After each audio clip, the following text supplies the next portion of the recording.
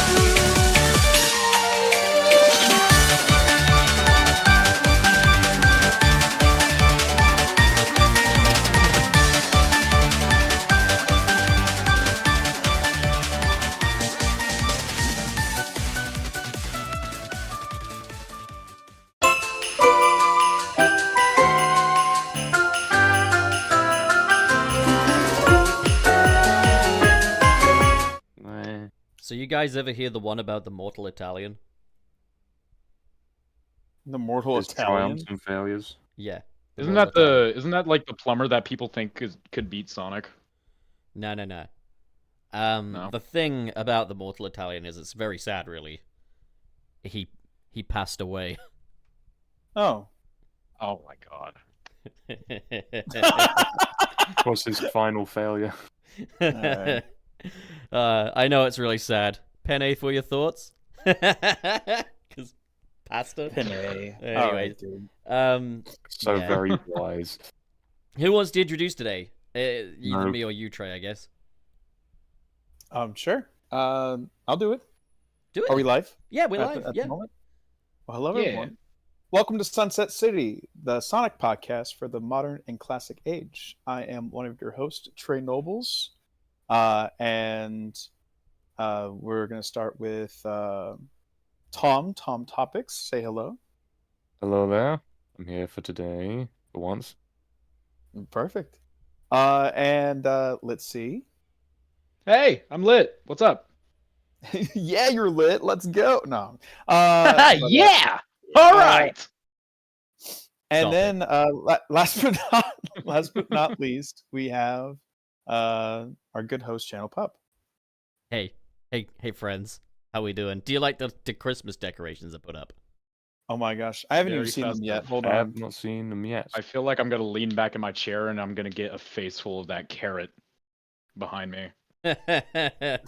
Wayne Is that what they call it carrot. these days? That very phallic carrot. It's just a carrot, dude. I don't know what makes that one in particular phallic. That's just what It carrots looks look like. circumcised.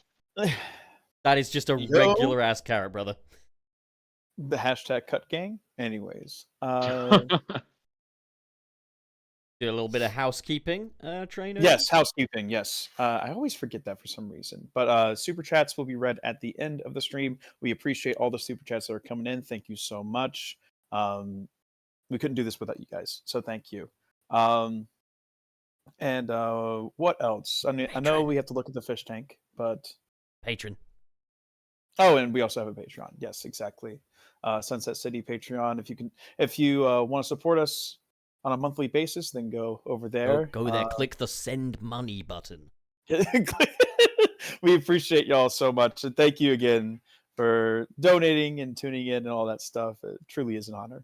Looking in the fish tank right now, I can see that Mr. Terry Chaos has left us an octopus made of emojis. So that's fun. Hey, there you go. So, obviously, we've had Tom on before, so he doesn't really need a whole lot of introduction. For sure. But Lit, rude. who are you for the people? Hey, I'm Let's See. I'm not a Sonic content creator. I make Fortnite content. Go ahead and laugh now, but you guys are all Sonic fans.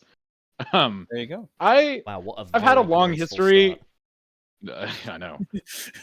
I've had a long history with Sonic. I was born in 2006, so Oh wow. I was born into directly the Dark Ages and then the Meta Age. So being a Sonic fan my whole life, oh, people made fun of me in school. Yeah. But Yeah. I've always stayed strong with this Yeah. hedgehog. I've always loved this hedgehog. I think up until recently, at least, I've always had a fascination for Sonic Unleashed, one of my favorite games of all time. So, yeah, I've always just loved Sonic. That's basically it. Cool. You love him romantically. Um, That's horrible. Very, very much so.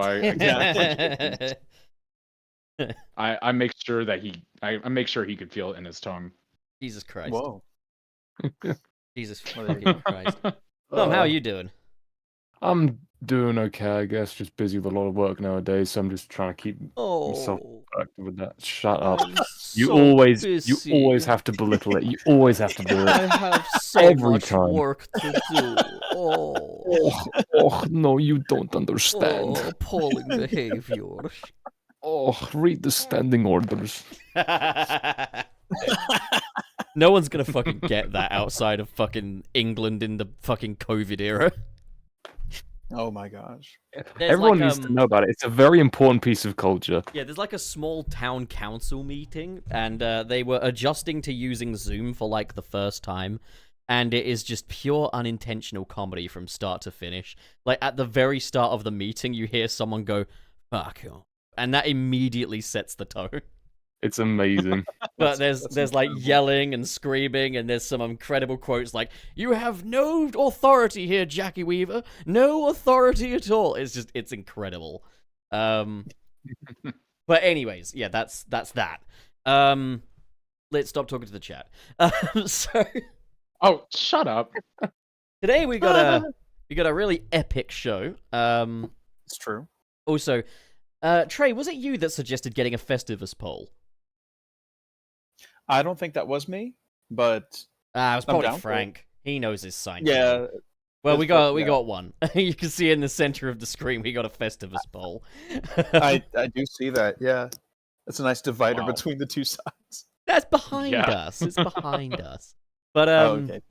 one of these days we'll have a competitive sports event or something. Left side of the table versus right side. We've got the Brits on the left, the Yanks on the right. I mean, yeah, Yanks Okay. on the right. You could say that again after that last election. Anyways, yeah. Nice. Nice, nice. Big show today, but let's start off with our little warm-up topic that we've got. There's been a bit of discourse on the Bird app, and it's all because Shun Nakamura, the producer of both Shadow Generations and Sonic Forces, says that he wants to remake Sonic 06. He thinks that would be a really great idea. So how are you guys feeling about this? Like, what would you say to a Sonic 06? May I have the first stance on this? Sure. Yeah, by all means. Yeah. I don't know how the hell people are going like, oh, they're gonna ruin Sonic 06! It's Sonic 06! Realistically, unless they literally make it either unplayable or absolute horse shit, how do they make Sonic 06 like a remake that is somehow worse than the original? Watch them do it. I Watch them do it if they do it. Yeah, Especially after get Shadow lots of Generations. bloom on the visuals. So- Script rewrite in the style of 2010 Sonic. Ugh. yeah. The same I- character models we're tired of. Over reliance on 2D. I do have like a little. I'm going to play a little bit of devil's advocate because I'm looking at this as like a Sonic Adventure fan and like how they would remake it in the modern age. And I wouldn't want a lot of things changed in a Sonic Adventure remake. You know, like I like the gameplay loop, I like the adventure style, but I do agree that 06 is the one game that desperately needs a do-over. And I feel like with Shadow Generations being as good as it is, and even though it is a boost game, it doesn't feel like a stiff boost game like Unleashed in Generations. You know, I feel like a lot of people are taking like the fact that Sonic or Shadow, like they have the boost as like a negative, in that it couldn't do the same like level design as like 06 had. And it very much can. Like we've seen that with like Kingdom Valley and Shadow Generations and stuff like that. I think for me, if they market it as a complete overhaul remake in the like almost like in the same vein as like Resident Evil 2 remake, Mhm. where it like it's like it has the same namesake, but it's not the same game, like by any stretch of the imagination, really. I'd say maybe give it a new name as well, actually, come to think of it, because Sonic Yeah. the Hedgehog, like, that's an awesome fucking title. I'm gonna say it right now. But, Yeah. I actually thought of this. I feel like an incredible name for it would just be called Sonic the Hedgehog Rebirth. Sonic Kinda- and the Flames you of know, it- Disaster. You know, it's funny because like I just came back from Sonic Expo, which if you were there and said, "Hey, thank you so much," it was very very nice. But the music act before TJ Davis went on was called Sonic Rebirth, so that's funny. But yeah, like regardless, yeah, Rebirth, at least in terms of like Sonic 06, Methless is Reborn. I feel like that's a good enough reason to call it Rebirth, but it's also just like it's those things that remakes do. They go like they take something related to the game and they put re in front of it, like reignited, right. or like Rebirth, you know. I think there is a way for them to rename it and it be like the thing is I've never really like Sega's naming conventions have been pretty solid, so I'm not really too terribly worried about that. I think they could like have like a reimagined or something like that, or like just anything of that nature would work for me. I don't It'd think the be name like, is like something we need to be worried about. Sonic Ignition. I mean, yeah, the name isn't the main crux of the conversation. Yeah, for sure. Like Tom, it is a cool topic to Tom, talk what about. are you thinking? Because you've been politely waiting your turn. Well, I mean, everyone else has got like pretty good ideas of what they think. I mean, a good framework is just Shadow itself. Just Shadow Generations itself is a good framework Right. for how 06 I agree has been going. completely. Yeah. Like we've clearly seen that they're able to do a more open-ended sort of thing. So if they just do an approach like that, because like obviously you had the massive like Kingdom Valley's like lobby zone was just bare bones barren for a majority of it. Like you can just run from one end to another for a lot of it, from what I remember of 06. So if they just take what they did with Shadow and just dot some things in here and there, I don't see a reason as to why they couldn't. It's just a matter of will they, and are they truly capable of doing something on that scale of fixing a game that is as infamously known as 06 is the main thing. Something Which I think at this point they could do. But it's like, I don't know, because after the last few remakes, obviously Shadow Gens was a good one, but what about the ones before that? Well, the thing is, I don't think Sonic has ever outright had a proper remake. I mean, aside from Sonic Origins, I guess that counts as a remake because it is built from the ground up, I believe. But like, we haven't really seen a Sonic remake where the overall vision of the game, package. the overall vision of the game has been fundamentally tweaked. And I think they would need to do that because otherwise you are going to draw up comparisons to Chaos X's Project 06. And that's funny because, yeah, that fan game would regardless be in the conversation. That would be the thing that a official Sonic 06 remake would be compared to. But I would say, you know what? Chaos X has done the we're remaking Sonic 06 on its own terms thing as well as you possibly can. That is the remastered approach. Yeah, well, Like, I mean, that's not even a remaster. That is a remake, but it's just a remake that retains the same vision. I guess, like, I say remaster in terms of, like, the original vision, level design, all that stuff is pretty much just, like, retained, but it is just, like, improved upon in a substantial way. Chaos X has done fantastic work in that front, but it's still Sonic 06 at the end of the day. Like, that is what that is. My main kind of like curiosity when it comes to a remake is if they're going to go the Final Fantasy VII route and change like the story. Yeah, because like that's the thing is like a lot of the ridicule that was lobbied at Sonic 06 surrounds Princess Elise and her kind of dynamic with Sonic. The story as a whole. Yeah, I would. I mean, I don't know if this is a controversial opinion or not, but I think literally everything in Shadow Story is good, but everything is shit in terms of storytelling. I think Shadow Silver has a good story. Okay, wait, no. Silver has a decent enough story. I think Silver's story is good. Like, Sonic's story is the weak part because while there's a lot going on behind the scenes that Sonic isn't really partaking in, for Sonic it's get the princess, lose the princess, get the princess, lose the princess. And, I mean, look at, like, Sonic Generations and Shadow Generations, for example. Shadow is where the interesting story is because his perception of things is inherently more thoughtful than Sonic's is. Like, Sonic is free as the wind and zippy, so when you have those two halves together, and here's the thing is, I still think you could do a good story for Sonic Generations still, but Sonic just zipping through, not even thinking to mention Chip or Tikal or anything like that, it's more or less on brand. Like, he's, he lives in the moment, and even when he's in the past, he still finds a way to live in the present, That's who Sonic is. I think for Sonic, I guess you could focus more on kind of the chemistry between Sonic and Princess Elise, if, she should be a part of it, in that they've got a very infectious friendship. And maybe, steer as far from potential romantic connections or romantic imagery as possible. Because that's the thing is, Sonic and Elise's dynamic in 06, it's not really romantic, to be honest. Like, it's very sentimental, but it's not really romantic. There is the kiss. There is that bit where Amy and Elise have that little chat about like, oh, who's this person you like? So that is kind of there. I'll give it that. But like, you And can the eye wink. easily And the trim eye wink these. as well. Personally, I would love it if they just left the story alone. Like, I would be very impressed by the balls on them to just release the story as is and say, this is the Sonic the that is Hedgehog not franchise. Human on animal relationships are not something we rule out. Like, and so be it. You're only saying that so you can make love with Rouge. I mean, That's true. duh, but like, And that's not feel not. bad about it. Well, I mean, look, I gotta be somewhat consistent, right? But like, You suggested we do the whole Disney thing where like some of the messages portrayed in this media are not representative. even that. We Not focus- Oh, the Warner Brothers thing? Yeah. yeah, like the Warner just Brothers. literally before the opening cutscene, have a little statement that says, "We're not sorry," and then just go straight into it.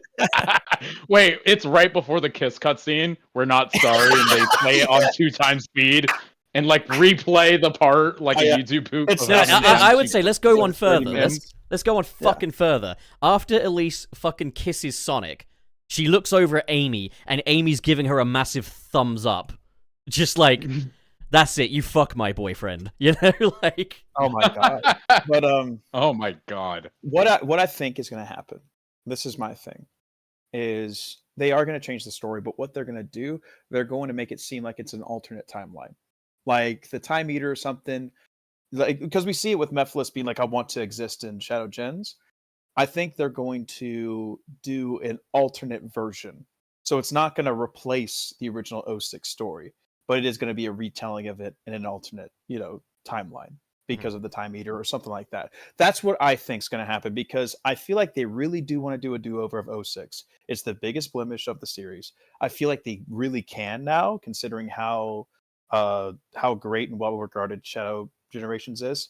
The only It's thing the I'm worried next about. step from there, isn't it, really? Like, that's the next Yeah. logical step forward for the kind of, we're looking back on things, we're reprising old things and stuff like that.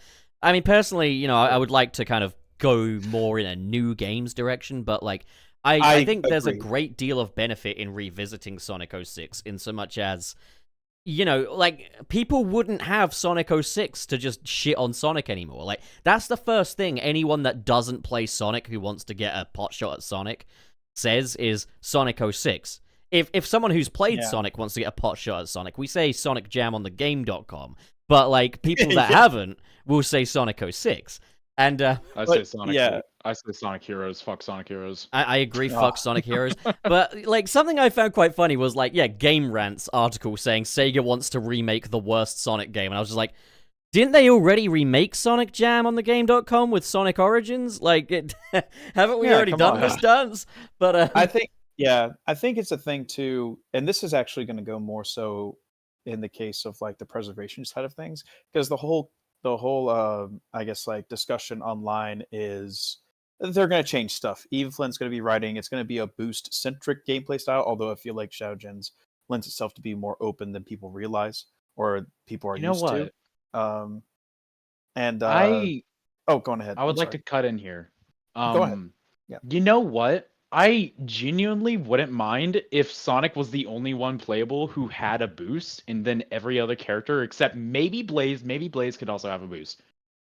Doesn't have a boost and does control like a typical adventure game, whereas Sonic would control more like a Frontiers kind of game. I am more than okay with, let's say, Sonic, Shadow, and Blaze having the boost. Make Silver faster, like for sure, please. Like, Of course, that's yes. that was the one thing about OG, and I play Project 06. I try to play OG like 06 after playing Project 06, and Silver is just so unbearably slow that it's like hilarious. But regardless of that, I do agree that I think it would be great if they could like kind of like cater to both like the boost fans and the adventure fans. What I think though, and this is what I loved about Shadow Gens, is that it kind of catered to both at the same time, because you had great ground control. Like the character controller in Shadow Gens is, in my opinion, pretty damn good. Like the only thing that does top it is OG Sonic Adventure, but that's because I'm Yeah. a biased fucking idiot. But regardless, like Of course. what I yeah, find like- amazing is it is the same controller from Frontiers, but they've is. toggled the smoothing on it, so it immediately feels 1,000 times better. Like, also the air control. The air control was a big point of contention in Frontiers. There was barely any sort of air control in terms of like turning in the air. You were pretty much locked in, in where you were cyberspace? jumping. I No. wouldn't. I'd say like Frontiers actually has quite reliable air control in that, like, if I Ooh, I don't flung know. myself off of For the- something and then I need to like No, land on like a that's rail or different. something. That's different. I'm not talking about. Are we just talking about momentum. the like jump and how fucking stiff that circle was? I'm talking about like you jump straight up in the air. You cannot turn around. Oh, You okay. can't. Yeah, like Yeah, no, instead of it goes Sonic in like an turning arc, around, doesn't it? Like, whereas Shadow Yeah, has really yeah. fixed that. Yeah, Shadows fixed that. That's what I'm talking about when it comes to air control. I'm talking Yeah, about because how, I know like, that they're Shadow taking- Generations is a tweaked version of the Frontiers player controller. Yeah. as and- it should be. Yeah, This I is- hope that they will.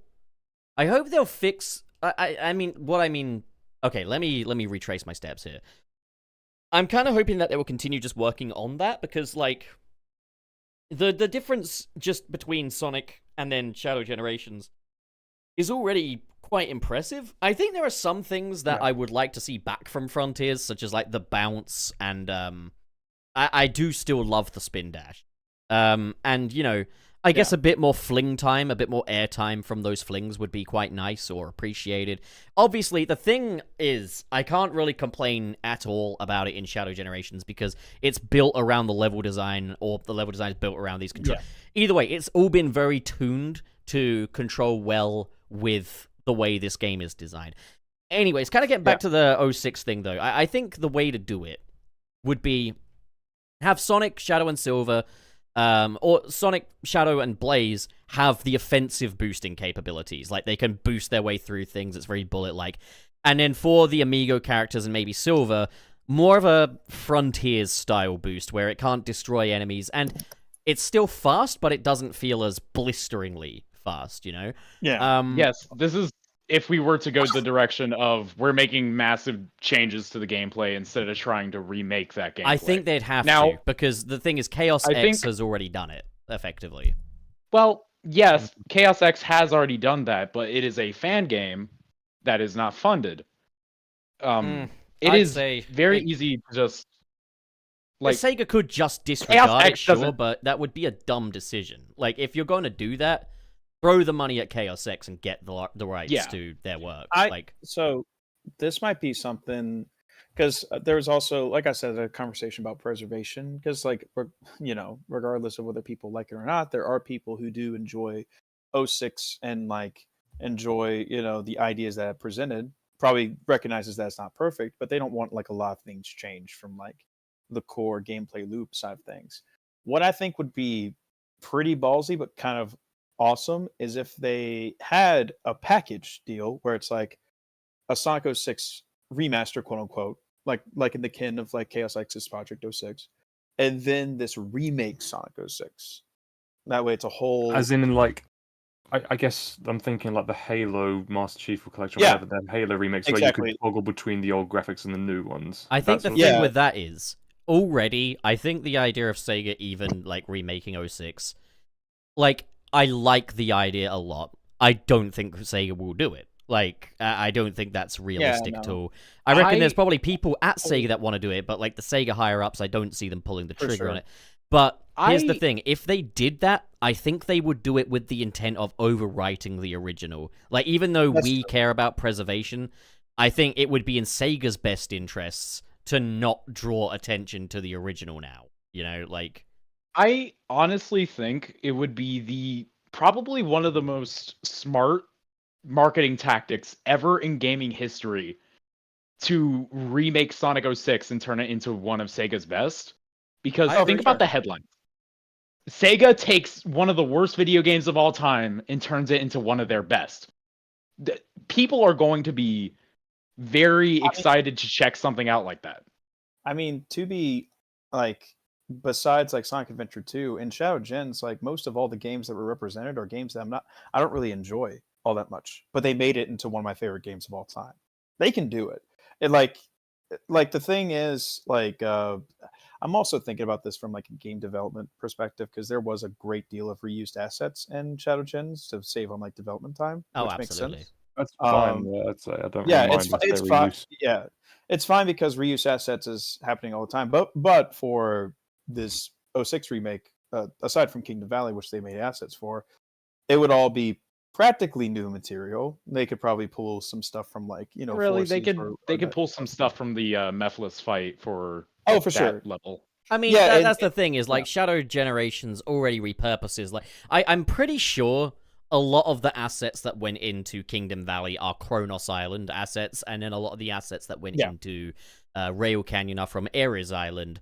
And like, obviously, there's new assets within that, but like, once you've got a mountain and it's already built, you don't need to make a new mountain, you know. But it's one of those things where I do still want to discourage Sega from leaning too far into that because asset reusage has been a problem, like a really big problem.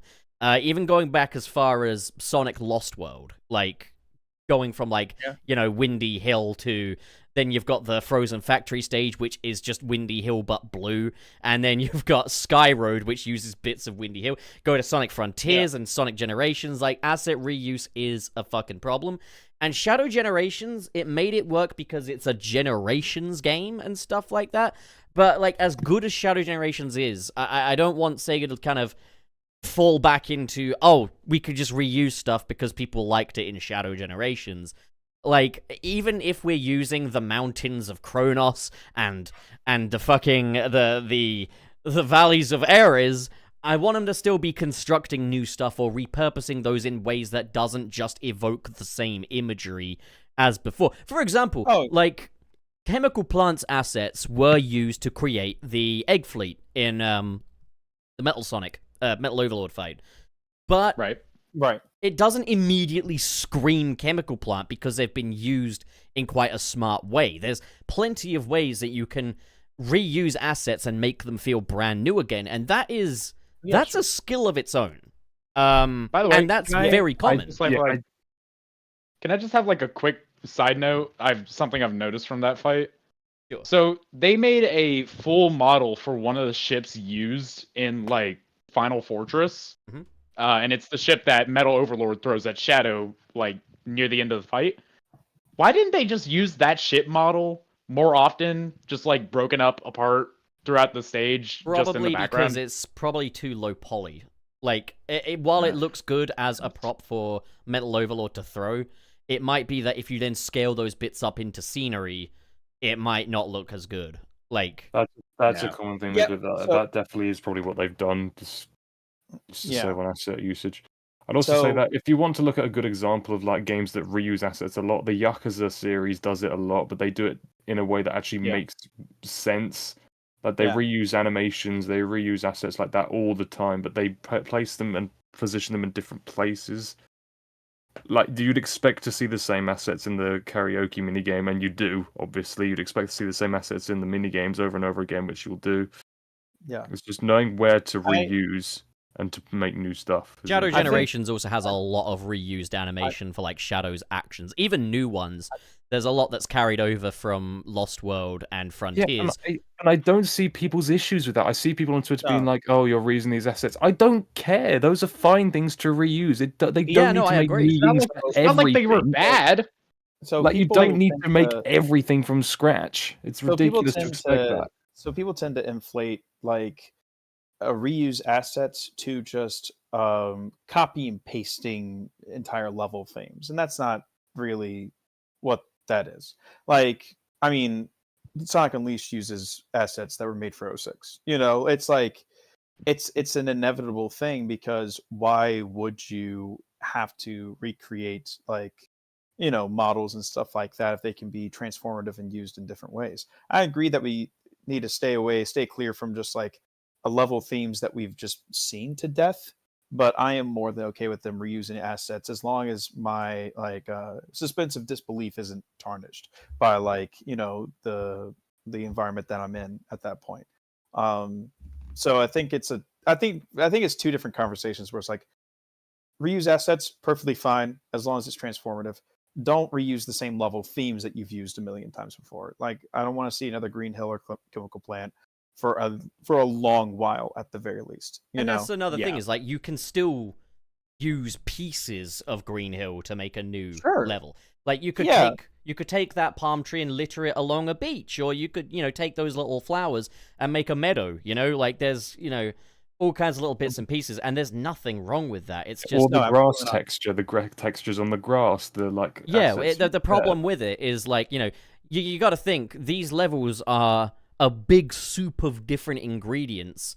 The thing is, you want to use those ingredients to make new soup. You don't just want to make the same soup Yeah. over and over again. Yeah. I think an easy way to describe it is I want new environments. I don't care if you use old assets to make that new environment. Yeah, as long as it looks fresh, Like- It's within reason, obviously. If you're just taking the Yeah. new thing to be like, look, it's turquoise hill.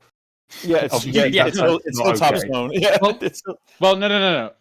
I remember this discussion whenever like footage of Sonic Frontiers first came out. They reused like the Death Egg flooring for one of the bridges on Kronos Island. and people People were were angry pointing not that out. because it was asset reuse, but because it was asset reuse from Sonic Forces, and apparently Yeah. every single thing in Sonic Forces is bad and should never ever be touched ever again.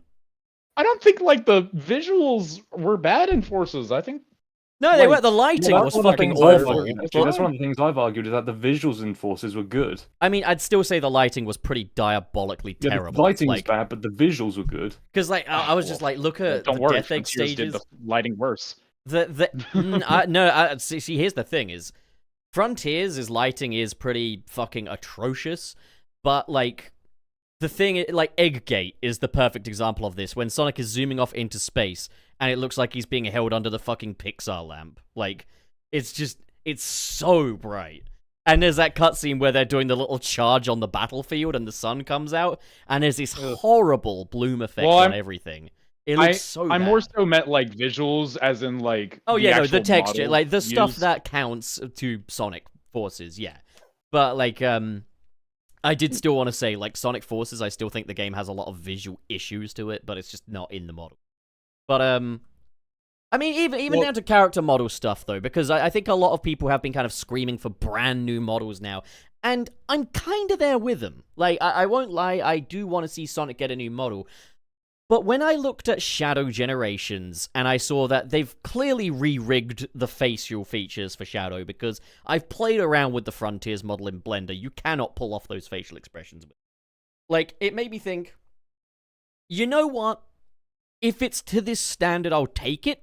Obviously, I'd still love to see maybe a cel-shaded Sonic, or something a bit more stylized, but if it's like this, I'll take it. This works, like whether it's my favorite, whether it's my preference, neither here nor there. I think looking at Sonic Frontiers and its visual aesthetic and its models and how they pose and stuff, it's so very bare minimum. Like, it's like, okay, No, it is. to a layman, to someone who's an untrained eye, this is going to be very whatever. But like, this is pretty substandard across the board. Looking at Shadow Generations, I was like, even if this isn't exactly what I want, I'll tell you what's exactly what I want. Dark Beginnings. If we can make a game look like Dark Beginnings, we're eating. Oh yeah, But, like, we'd be eaten. Yeah, for sure. but like, if they're just gonna keep it as, the way it looks in Shadow Generations, and that's how Sonic games look now, fine.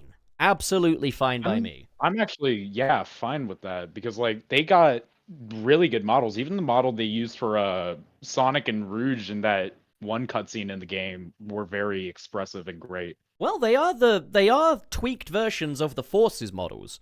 Yeah. But they've re-rigged them for starters. Like, So, like, for- like.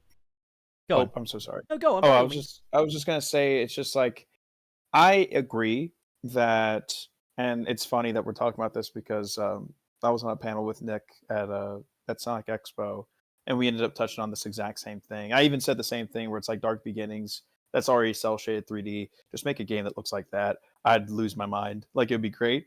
I think it also is a case of it's too little, too late. If that makes sense.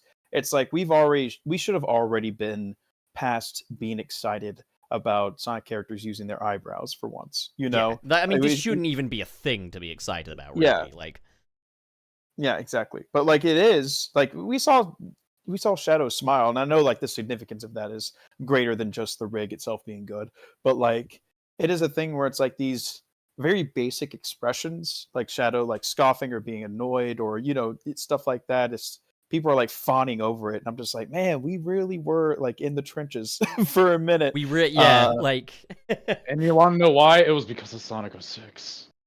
I I will say Sonic 06, like I know a lot of people love those models, but looking at them, they really are just like glorified. People love the models because of Chaos X realizing how well, good it's like models can the look and Forces kind of, model, redoing really. them. Like if you give it a good rig and you pose it well and you animate it well and things look nice, you can make it look really good. Yeah. And I think the models in 06, they are good, especially for the time. But it's one of those things where it's like they were. It's funny because 06's animation has the opposite problem to what, say, Forces or Frontiers has. In Forces and Frontiers, it's all manual animation, and it's very basic manual animation. Barely done manual animation at that. It's very, very linear. Yeah. They're very linear splining curves. There's no Not- smoothing, there's no kind of tweening to it. It's all very basic, like, he moves his arm up, he moves his arm up. There's no kind of liveliness to it. Like the 12 rules of animation, they ignored at least some of them, making the animation for Forces. Yeah. That's what I mean, describe it. They Forces- ignored some of the rules. Forces was clearly rushed out of the gate with a very low budget, probably because the franchise was crawling its way out of the gutter with the Sonic Boom thing, which would have been a very expensive undertaking. Like, Forces shouldn't have been a surprise, really, knowing kind of how the Boom thing happened. Context. But, what was I saying? Oh, yeah, so Forces. Okay, we got that point. But the opposite problem is 06, because 06, I believe, is almost, like, especially for cutscenes anyway, almost entirely mocap. But it's like bare bones mocap. So, like, there's not been anything done to make these guys move like cartoon characters. They move like Disneyland mascot characters. Now, that requires a great deal of talent. I'm not poo-pooing that in the slightest. My sister works at Disneyland. But, it's one of those things where you want Sonic the Hedgehog to move like a living being. You don't want him to just be waltzing around like this mocap character. With Shadow Generations, we've got the very first Sonic game since Unleashed to use motion capture in the animation again. And they've combined it with the manual animation as well, meaning that we've got certain nuances of motion capture that would be very difficult to capture in manual animation. For example, one animation nuance I absolutely adore is when Shadow sees Gerald Robotnik for the first time, his body goes His limp. eyes dilate. His eyes dilate, that's one thing, and I'm glad they're using that now. But Shadow's body goes limp and a little bit trembly as he steps back, and you can tell that's where the motion capture is coming in, because, there's also the bit where he walks towards the fake Chaos Emerald aboard the Ark. He's kind of throwing his arms into his walk. He's walking with purpose, These are nuances we haven't seen in Sonic since Unleashed. And Unleashed had a mocap problem as well. I love the way that game looks, but when I look back at the cutscenes now in-game, I am like, fuck.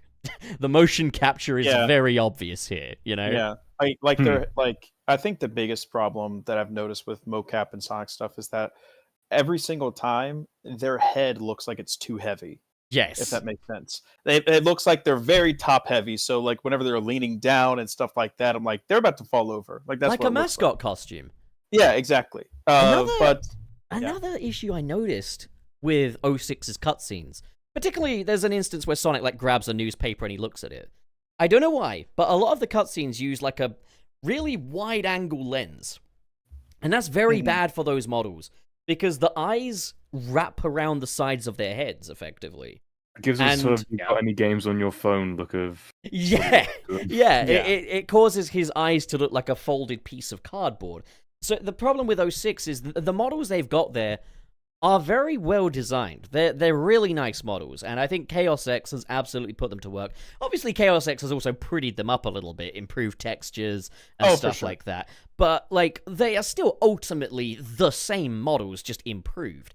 06's models are good. It's just the utilization of them is really bad. And you know what? I'll go on further. Forces' models were very good too. They were really nice models. It's just that they weren't used very well. Right. No, you're I right. think there wouldn't be as much hate for the Sonic Forces model had it been actually animated better in cutscenes. Oh, Well, if it, definitely. like, okay, I'll be honest. I don't even think it's that. I think it's just because Sonic Forces is just not a good game, so everything else around that looks worse, like in conjunction with that. If Sonic There is Forces was there's a a tendency fantastic to game, kind of yeah, throw the baby out with the bathwater with Sonic fans and Sega. Well, Um, I feel like if you did like just show two fans of the series the same thing, one of them knows it's from Forces, one of them doesn't. If the one that knows it's from Forces, they'll probably say it's worse. I'm just throwing the hypothetical out there. no, That's probably you're what would no, actually like Yeah, that be. is you're 100% like correct. that sort of bias is very prevalent, and a lot of people like either like don't care that it's true or like don't realize it. But regardless of that, the Sonic Forces stuff still isn't perfect. But I feel like where we're at now with the models, I am more than okay with it. I think there's still like some character design stuff, and like Nick touched on this, before too. There's still some character design stuff with Shadow in particular in Shadow Gen still, where it's like a lot of uh lines breaking in the design and things of that nature. Like the silhouette isn't always prominent, and like there can be stuff that can still be improved upon. I think in the case of the '06 remake, though, in my opinion, I would rather them use the more recent models than the '06 models. I Just think they because, absolutely would as well. Like, because yeah, obviously Sega's very stringent on like style guide stuff. Like, they want things to be on yeah, brand, on model. So you would have Sonic resembling kind of his Forces Frontiers era look. But I also just kind of like right. on the subject of like throwing baby out with the bathwater. If you check the backrooms there, like the proportioning of Sonic's quills is such a hot topic recently. But I haven't heard any objective argument as to why his quills look bad in Forces. Like, in this image here, it's such a tidy profile now. Like compared to what it is in Generations. You, Like, you know what it is for me? It's the top quill is a little bit too long. you I reckon? feel like whenever I think for me, like let's say the quills on the bottom are kind of short, uh, they look all to be the same length, and in my opinion, I think the bottom one should be the longest, then it goes middle, then it goes top, and I think that's why people have a little bit of like a hard time like looking at this because it looks like top heavy but It backwards. Like the it balance it of the design isn't there. it does kind of look like Interesting. the top quill's the longest. I will give you that. Yeah, that's what I'm saying. Yeah, I'm that's gonna what I go into think Paint too. real quick though and show you Thing. something that I quite like about that. Like, Okay, but can I also, while you're finding that, can I also just say that looking at that image, the quills instead of going around the skull, they go up to the right, upright instead of around the skull as it should. That's Oh, what it you're looks like. right. Yeah, that's a good point. It should um, curve around instead of going upright like it does. okay, this is stuff I don't quite understand. So these are the first times I've kind of heard more of a conversation to this than just they did it in Forces, so therefore it's bad. Yeah, or it's just or the quills are short. Because It's like it's not. I've never actually looked at the side profile of this before. Yeah, it doesn't go wrap around the skull correctly. That's why it looks off. Okay, I'll get a picture of the Generations side profile up though. Yeah, yeah, Just and because like I do think it's an improvement from the way it looks in, say, Generations. My opinion, anyway. I really think it's just the lengths of the quills are a little bit lopsided. I think the top quill should be the shortest one, bottom quill should be the longest one, and obviously in the middle, just like split the difference between the two. And I think that also works with like how you see the spin dash and everything. Like whenever I guess in the traditional sense, Sonic goes into that saw blade type of silhouette thing. This Each quill isn't is longer than the other. this isn't the best comparison because the angle's different and he's posed, but like, would you say that this is better or worse? Because think that's better. I personally prefer the one above because like there's an uneven spacing between his bottom quill and his middle one, and also it doesn't create that silhouette. Like I think that's fine. And also, I see it like the middle quill is weirdly the longest quill here. That yeah. is true. I think and the it's lower more quill's kind of so. limp. I think I like the middle. I think I like the lower quill being more down though. That way it like I don't know. It gives a more disheveled look to his hair. It's like this dude's been running. Like I do like that a lot. I suppose, yeah, I Uh, suppose that shows a difference in kind of principles In that, like, I kind of like when Sonic just looks a bit tidier, just as a design standpoint. Yeah, I like a good mix of both, where it's like you can still obviously tell this is Sonic from a silhouette perspective, but like it's a little bit more disheveled and natural looking to have his hair kind of all over the place because he does run a lot and Yeah. his wind is flowing through and stuff like that. And I also think the relationship between his head quills and his like back spines, like his back spines are also shorter, like in the Forces and Frontiers model. Um, Yeah. I think overall, like the balance of it is, I don't know, it just looks a little cooler. I'm not saying it's better or worse. I just think like Sonic looks like he looks like he does some work. Whenever I see the bottom one where his hair is a little disheveled, reminds me of like Toei Sonic. Like Right. that kind And of how his quills kind of like are sharp and poke out of him in Toei. Purely out of Sonic. Yeah. curiosity, I want a diagram of the wrapping around his skull correctly. Like, I need a diagram because I personally don't see it right now, but I want to see what you're getting at. I also like, this is just me, but I feel like with the bottom model, it looks a little bit more natural for his hair to kind of like go down. The top one, they kind of stick up a little bit like unnaturally for me, and it looks like he just used a shit ton of gel to keep it up, if that makes sense. So that's just my personal opinion. While we're you know what? To kind of wrap up the 06 topic, shall we read out the super chats that we have so far? Because a lot of these do relate to it. That's a good point. If let's read out the ones that are directly related to this conversation, Okay. and then the rest of them we can read at the end. Excellent. Again, thank you for the super chats. Yeah. So okay, mid show super chats. This is a game changer of an episode. Yeah, I was gonna say we haven't like. All right. Tom's not here, season so one. he can't read right now. So I guess I'll start us off. 3 Monic, thank you for the $5. Song of the week situation is crazy. It's Baby by Charles Hamilton. Thank you, 3 Monic. That will be added to the playlist. All right, Trey Borger. Mr. Krabs, in quotations, Mr. Krabs, with $199. Thank you. Warrior Time Friday, and I 100%, and I heard 100% Generations yesterday. Well, heck yeah, Hell dude. yeah. Those bolts. I've got like 40 hours clocked in on Shadow Generations. Yeah. But I still haven't 100%ed it yet. But okay, so I haven't either. Lit, you want to get this one here from Oz Productions? Yeah, It's in sure. Super Chat mailbag. All right. Yeah, I see it. Oz Productions with the 5 USD with the potential of a 06 remake in the cards. Keep the kiss? ? I'd say keep it. It happened in quotations and was retconned, and we removed it. And to remove it would be a sign of shame. So I kind of agree with Oz, but at the same time, I think if Sega wants to take this trump card out of the Haters deck, they'd have to rework it. They would have to like rework how Sonic is bought. I have a compromise. Everything in the game could be the same, but the kiss. Instead, just have her have a teardrop that falls on Sonic or something. Either way you do it is gonna be cliched as fuck, but like, I think the teardrop thing, very SpongeBob SquarePants the movie coded, but as it happens, the SpongeBob SquarePants movie is a cult classic, so like, fuck it. Okay, make it like a Roger the Alien from American Dad thing.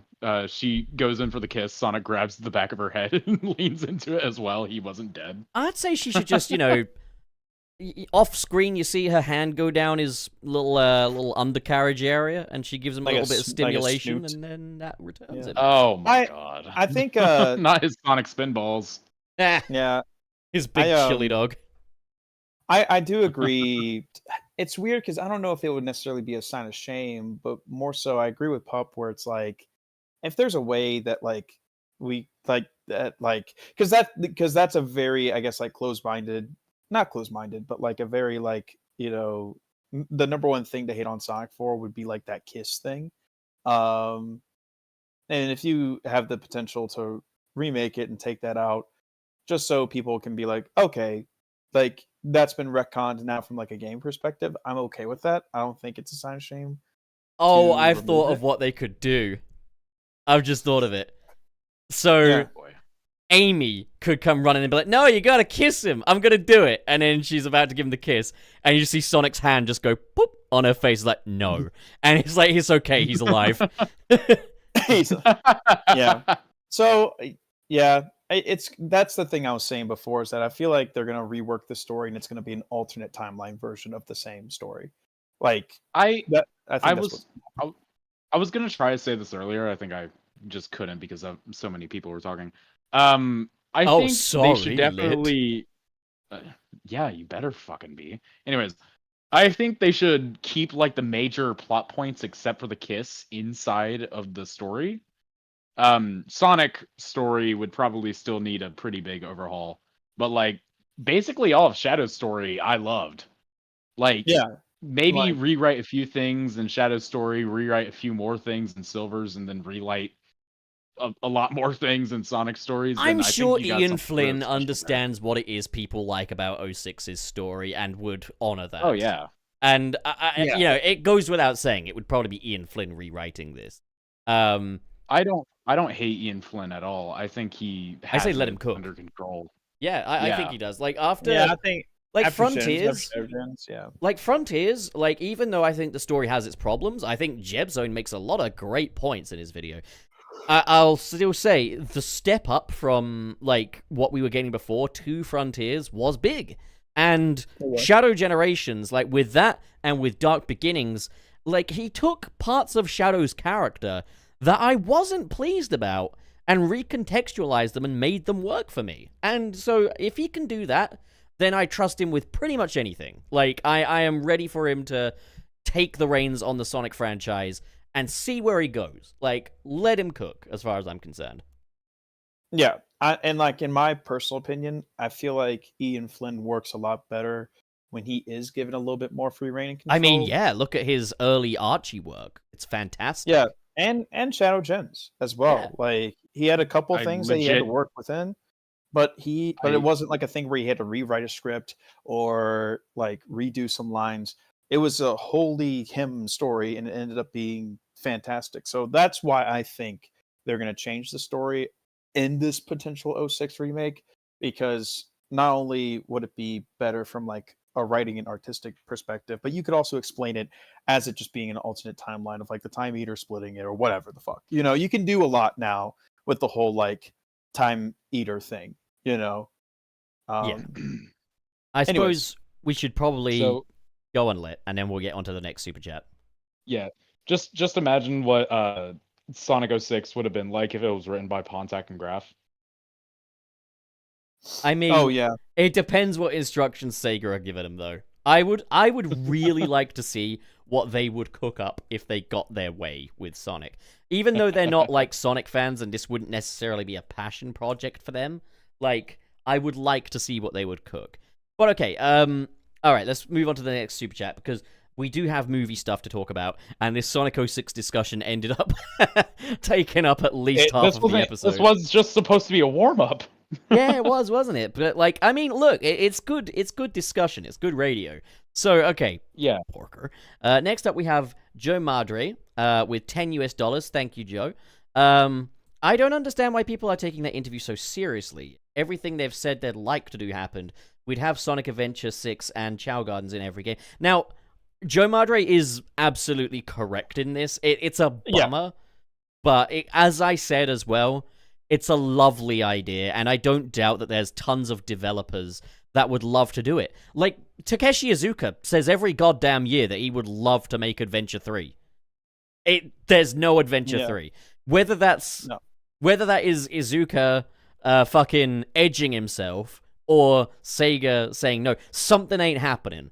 So I think the reality is it's not likely. Even though the developers can see the potential in it, even though we can all see the potential in it, the question is, are the shareholders going to see the potential in it? Now, you might be thinking, after Shadow Generations, surely, right? But people are still going to draw a line somewhere. So I do think Joe Madre is absolutely cooking here. I wish you were fucking wrong, but I can't argue with this at all. Like, Right. So let's get the next one. Trey, you're up, Borger. Okay. With is it KB? It is KB. KB Yeah. with $9.99 US. Thank you, KB. If they remake 06, they better make the humans look like they actually fit in Sonic's Earth. The Sonic Channel design of Elise was very well done.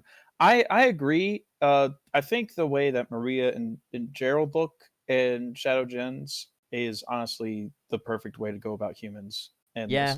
it isn't so anime or realistic, or uncanny, I guess you could say, as like OG 06. And it's not, even though I do like these humans in Unleashed, it's not super Pixar like it is in Unleashed. It still there's a retains nice a lot balance. of very Japanese sensibilities in their I designs, think that's which is and nice. that's great. So yeah, I kind of like the weird mix between Pixar kind of like models, but still an anime-esque art style. I mean, I going think on. you Yeah, could probably you'd only have to make very slight tweaks to make, say, Professor Pickle fit in with Professor Gerald and Maria. But I hope we will see Professor Pickle again someday. Like, I still got a big soft spot for the Unleashed humans. Again, I think, very minor tweaks just to make them fit in. Bear in mind, the way those characters look is very restricted by the hardware of the time. Like, you can see how those characters are supposed to look versus how they actually look in the game, and they're still not bad in the game. I mean, especially for Xbox 360 standards, it was, chef's kiss, but like, for sure. I mean, still not to the graphical extremities of Banjo-Kazooie Nuts and Bolts, which looked pretty indistinguishable from a fucking DreamWorks film, but that's neither here nor there. 06 was a fantastic... 06? Unleashed was a fantastic looking fucking game. Anyways, let's go on to Borger Lit Europe with Joe Madre. Joe Madre with the 10 USD. I get Sonic X Shadow Generations made fans excited, but I can't emphasize enough how much Sega would never gaslight a remake of Sonic 06. Green light. Companies remake and remaster Fuck's good sake. things and abandon the bad things. Yeah, the thing I see about that is I get that. I get why you would remaster like some of your best stuff, but the purpose of a remake is to fully realize that potential that the original release had, which 06 out of I personally believe every single Sonic game ever has the most potential. Like, think about the stuff you could do for a Sonic 06 remake. You could take that like awful hub world area for Silver that's like just this massive field of nothing They all and had turn that hub into a world. thick ass open zone. All of them had that. Yeah. You Yeah. could turn all the hub worlds inside of Sonic 06 into its own open zone I with mean, its own challenges, its here's the own thing, NPCs like, to interact with. the It would be great. The Soliana Castle town from Sonic 06 is represented in Shadow Generations. Like, some of the architecture in the White World is a reworked version of Soliana with, like, the white and gold aesthetic. Like, the fact is, Shadow Generations has already shown us a reimagining of the Soliana Castle town. So we could take that, make 3 of them, and then, Bob's your uncle, you got yourself... that's the thing is, Shadow Generations demonstrates mastery of the hub world and action stage model, basically. And 06 is basically just that. Whatever gameplay you put in there, that's the structure. Like, I would say Shadow Generations, in terms of its structure, probably the closest thing we've gotten to Sonic Adventure 1 in a very long time. Like, Yeah. But yeah, we'll move along to the next one, just so we're keeping up a good pace here. Borker. Yeah. Mm-hmm. Whale Fox Johnson with $9.99 US. If they change the story of 06 and remove the kiss scene, the message to everyone is Sonic is not our equal. Non-Sonic fans will take that as Sonic is lesser to humans and should be someone's pet. I don't know. I don't think that would be the message. No, that's a little bit of a stretch in my opinion. I think would that's- say, like, Yeah. it's one of those things where it would establish that, yeah, there is a difference between the animal and the human. And I think that's the thing, is like, obviously everyone made the bestiality jokes at the time. It's kind of funny, actually, how, like, you know, Roger Rabbit gets away with it. Fucking classic Sonic almost got away with it with the whole Madonna thing. Yeah. And Pokemon, like, fucking Pokemon is commonplace. But, like, we draw the line at Sonic. But I think it was also because Elise was such a sincerely handled character that it's almost kind of like it doesn't even make a joke about it, you know? It's not even like, here's the babe and her short king fucking rabbit boyfriend. It's a genuine kind of... Sonic 06 takes it quite seriously, you know? But I think that's another thing, is like, Sonic... It's why the ages thing is complete bull donkey doo-doo, and I don't understand why anyone takes that seriously, is because, like, that kind of stuff works if you're going to mature Sonic up. But Adventure Sonic, like, take Sonic from Sonic Adventure, like, that's a little scrimbler. That's a little scrunkly guy, you know? Like, you're not going to kiss him on the lips, and he's sure as hell not going to let you. Like, whereas there was kind of a tenderness to 06 Sonic. They'd clearly made an attempt at maturing him a little bit, you know? Like, again, it's why age is so fucking flexible when it comes to these guys, with the exception of characters like, say, Tails and Cream. But, I think, you know, it's one of those things where it doesn't have to draw a line in the sand that animals are pets and humans are superior, but it would kind of eliminate that joke. The thing is, like, look, just let me fuck Rouge the Bat, and this won't be a problem. Like, that's... Yeah. I just want to say this real quickly. For the guy who just said in chat, Sonic and Elise are both 15. Proof? Where's the proof? I believe Elise is, according to somewhere, 17. I believe. I'm not 100% on that, but I don't know if it's ever mentioned in the game. But as I say, if you want a headcanon that Sonic is 15, that's whatever. That is completely fine. But I don't understand why people get so hung up and argumentative about it when there's so little to actually even back that up in the media itself. It's a SpongeBob thing. SpongeBob's age in like the early seasons or whatever was like 14 to 25. Like, that's effectively what Sonic is. Like, because that allows us to have one game where he's shooting milk out of his nose because baldy nose hair, versus Sonic Frontiers where he's telling Tails that feeling insecure is a part of growing up, and he's taking on that very older brotherly figure. You know, it's why some games they're these little rascals and others they're not. The idea is that you, the player, can relate to them in any way you feel like it. You can kind of project your own sort of age onto them. And I'm sure Ian Flynn has an age in mind for these characters when he writes them. You know, you could probably go on Bumblecast and ask him, how old do you view Sonic as? But it's a moot point, because just it's not backed up by the text, you know? People cite instruction manuals and stuff and treat them like the holy scribe when we're to believe that classic Sonic is 16 years old and modern Sonic is 15, you know? Like, it's always been arse gravy. Whereas with, say, Tails, it's more explicit that he's kid-coded. Or Cream, she is very explicitly kid-coded. Like, that is her whole personality is child. Like, you know? Yeah. Right. Yeah, absolutely. I don't know. I feel like a lot of people are putting too much credit into that scene, to the kiss, because it's just like, I wouldn't have thought that like Sonic was like lesser of a character with or without it. You know, and not to like discredit people who like just want the story to kind of like stay like preserved and stuff like that. But like I said, a lot of things are going to change anyways by proxy. I doubt they're going to stop at just gameplay mechanics. You know, like that's just the short end of it. Right. Let's get on to that next. Yeah, and like, where should the cutoff be for this? Because I do want to. I think I'm gonna put the cutoff after Twilord's one here. That's when we're gonna be done with the 06 topic, I think. Cool. And the only reason we're factoring in ones that aren't 06 related is just because it would be so hard to keep track of otherwise. So okay. Yeah. Who read last? I think it was. I believe it Let's was you, see. probably. No. Wait, Ah. yeah, no, that was you, Pup. Yeah, that was right. Yeah, Then so it might Trey, be me. you've got this next one from KB. All right, KB with $999 US. '06 being remade could be interesting if done well, but I feel the adventure game should be remade first. They also need to port Unleashed.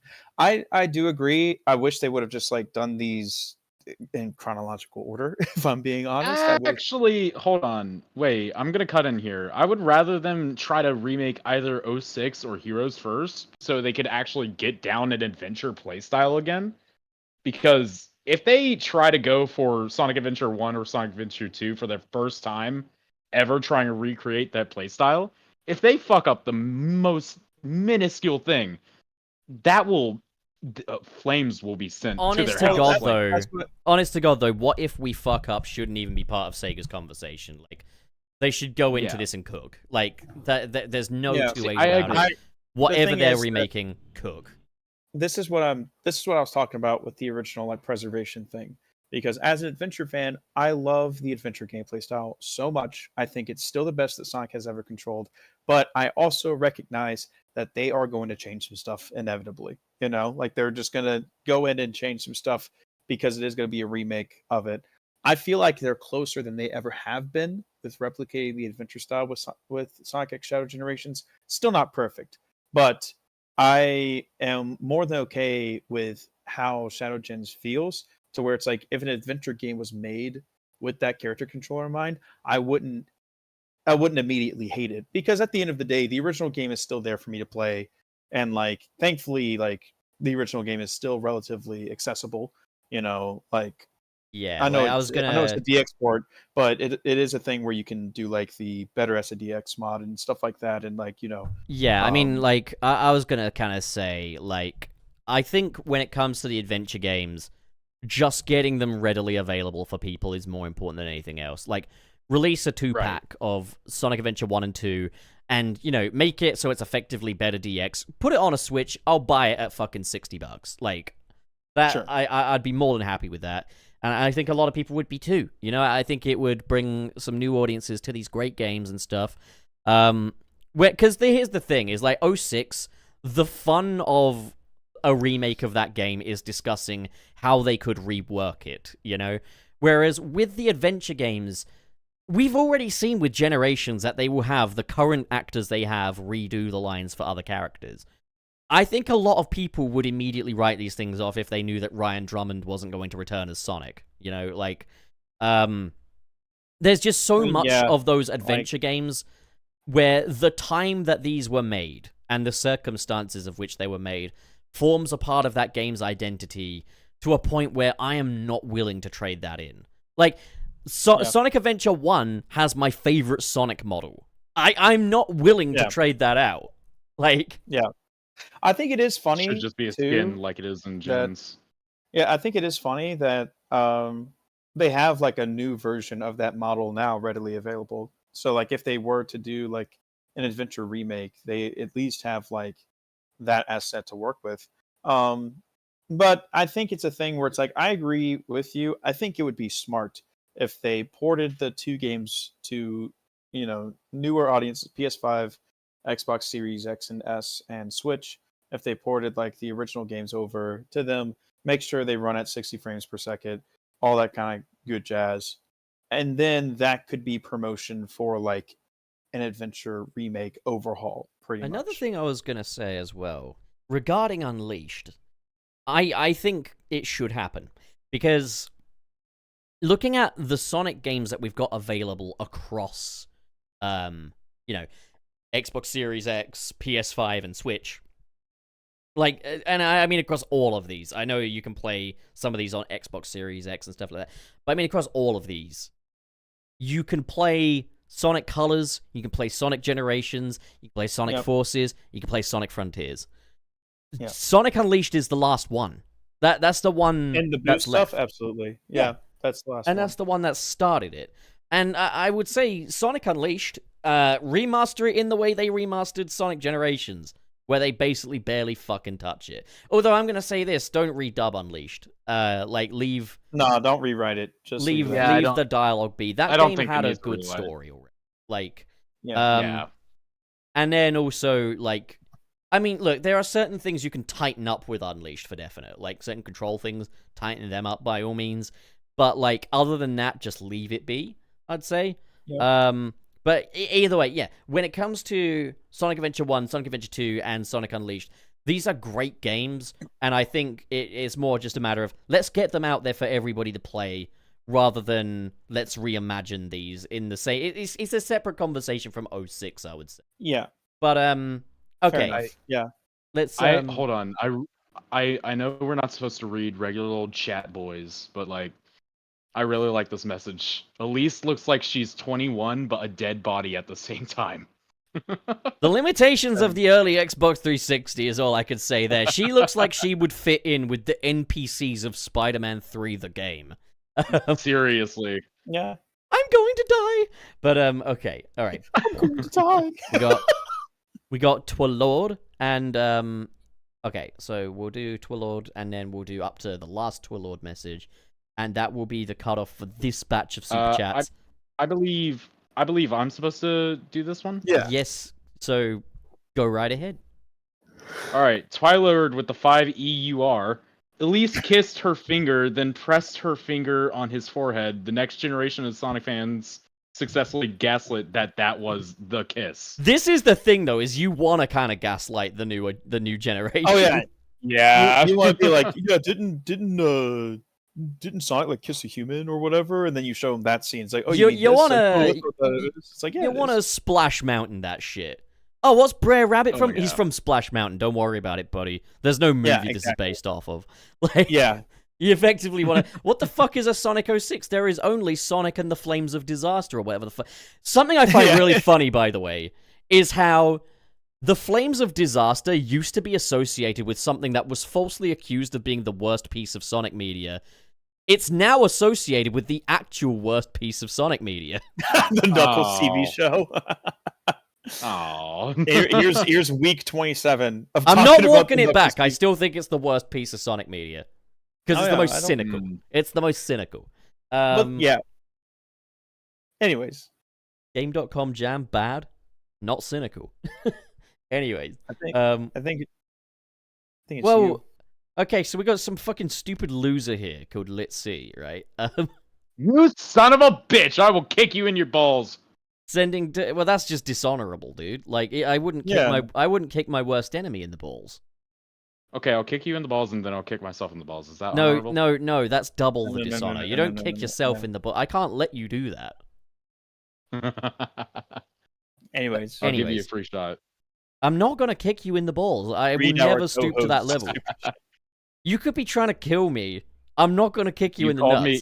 I will find another way. Earlier today. That's woman stuff right there, you know. Like, okay. Anyways, okay. So yeah, fucking this guy, this fucking kid sends $2 Asshole. says Sonic the Hedgehog, and then whatever that is, the flag of Hong Kong, I think. Okay. Because why the fuck not? All right. Sonic the Hog. The finale of this batch. Trey, it's all Okay. you, Borgerino. So, Twilor, thank you for the €5. Ian Flynn, I'm assuming. Ian Flynn would do a good job, but I do not look forward to Sega pushing 06 to have Valley Girl Rouge instead of Shao, Knuckles, and Omega's Gaiden mother. Whatever. Whatever. I'll be honest, like, that was the only line in Shadow Gens that I didn't like from Rouge. It was Every the other line was delivery that was very valid. It was the delivery. I think it, like was it personal like a personal beliefs aside and whatnot. I feel like Rouge's VA has done an okay job. Yeah. Regardless. All right, one more before we go into the Sonic movie topic. And since Tom is back, Tom, Yes. you slacker, Hello. go to Super Chat Mailbag. You've got this last Super Chat that's here. Oh, okay. Hang on. Whatever. Is it from Twilord? It is from It is. Twilord, yes. I'm sorry you're the one who has to read this one out. Oh, okay. Right. Okay, Twilord with €2. Elise 31F Soliana Sonic 16M met on Omegle. God, remember Ugh. Omegle? I don't. I I don't remember want to. I Omegle. don't want to remember. I Omegle. remember going to sleepovers at my buddy Chris's and going on Omegle, and I saw so much cock. Oh my god! I wasn't happy about Like, it. people like put some fucking pants on. Yeah. It's Omegle. If you expect actual human decency on Omegle, you're in the wrong place. If you expect Yeah. anything but male genitalia, leave. If you expect, Anyway. if you expect anything but, That's why I'm in the. you will. That's why I'm in We the Sonic were suit looking for fandom. girlies. We were like 15 years old Girls. looking for girlies, and all we got was dick. Yeah. was that the sign? That was a sign from the universe. That was the universe's way of telling us that that's not gonna work. In the day Yeah. before AI chatbots, man, I tell you. All right, Just so random creeps from like Montana or somewhere, just doing something. just doing something. I don't know what it Yeah, is, doing but it's something. something. I don't know. All right, so okay, the main meat topic. So we got this new article from Entertainment Weekly about Sonic 3, and this is where we finally live up to the title of the episode. There was an interview with Jeff Fowler and Ben Schwartz, and yeah, we got some new images from it as well. You know, there's the image where we've got Shadow alongside Gerald Robotnik, Dr. Robotnik, and Agent Stone, with a suspicious gap between Dr. Robotnik and Agent Stone. Of course. So naturally, that's where Zavok is going to go. I love how Lee, the Agent Stone actor, he said on Twitter, "I left that big gap there to make room for Eggman's massive ego," and I thought that was really funny. That's a great answer. Lee Dude, Majdu Lee is such a cool sweetheart. dude. He was at Expo. I made Yeah. a Beep, beep, beep, beep, tweet it's about time him for an Expo earlier. update. I mean, he was at Expo, and he is a sweetheart. He is the biggest sweetheart of all time. He's awesome. He's a great I would love to ambassador meet for him. the fans as well. Like, He really is. Yes. I would love to meet so- him. One of the best additions that the movies have made. And the I fact mean, that to it's be so- honest, Absolutely. Robotnik lackeys are always scene stealers, I would say. they are Like, That going is from true. like Scratch and Grounder to Deco and Boko to Orbot and Cubot, who have just recently become funny. And then, I mean, to be fair, I liked them in Boom, but just the fact that they accidentally built a clock in a timeless void is hilarious. And of Oh, yeah, course, fair. our boy Agent Stone, like, yeah, it's also the fact that they managed to give him a lackey that is just a guy and make it work is kind of impressive. That is true. Yeah, it's not like a caricature or whatever. It's just a guy. Just Yeah, a guy making that a works little for short film. I've given Robotnik a lackey that I've made. His name Yeah, is John. I made a tweet earlier today, I believe, about the actor for Agent Stone and just kind of saying like, the dude is living the dream, man. I wish I was in his position. Right? Yeah. I bet he's you so tagged him clearly- it and were like, Lee, you are Yeah. so cool. I love you. Yeah, I did do want that, to but- give you a little kiss. I did do that.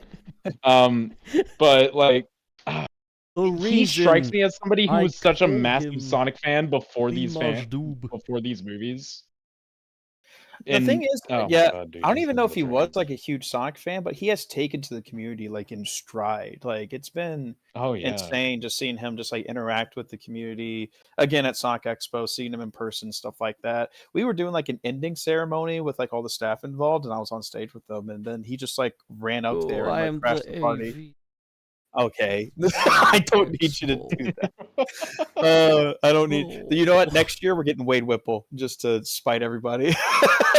Next would- You year. know, I I was actually- no, watching. I the would love to see that. I was Honest- yeah. watching last night the first Sonic movie, just in kind of prep for Sonic 3. Mhm.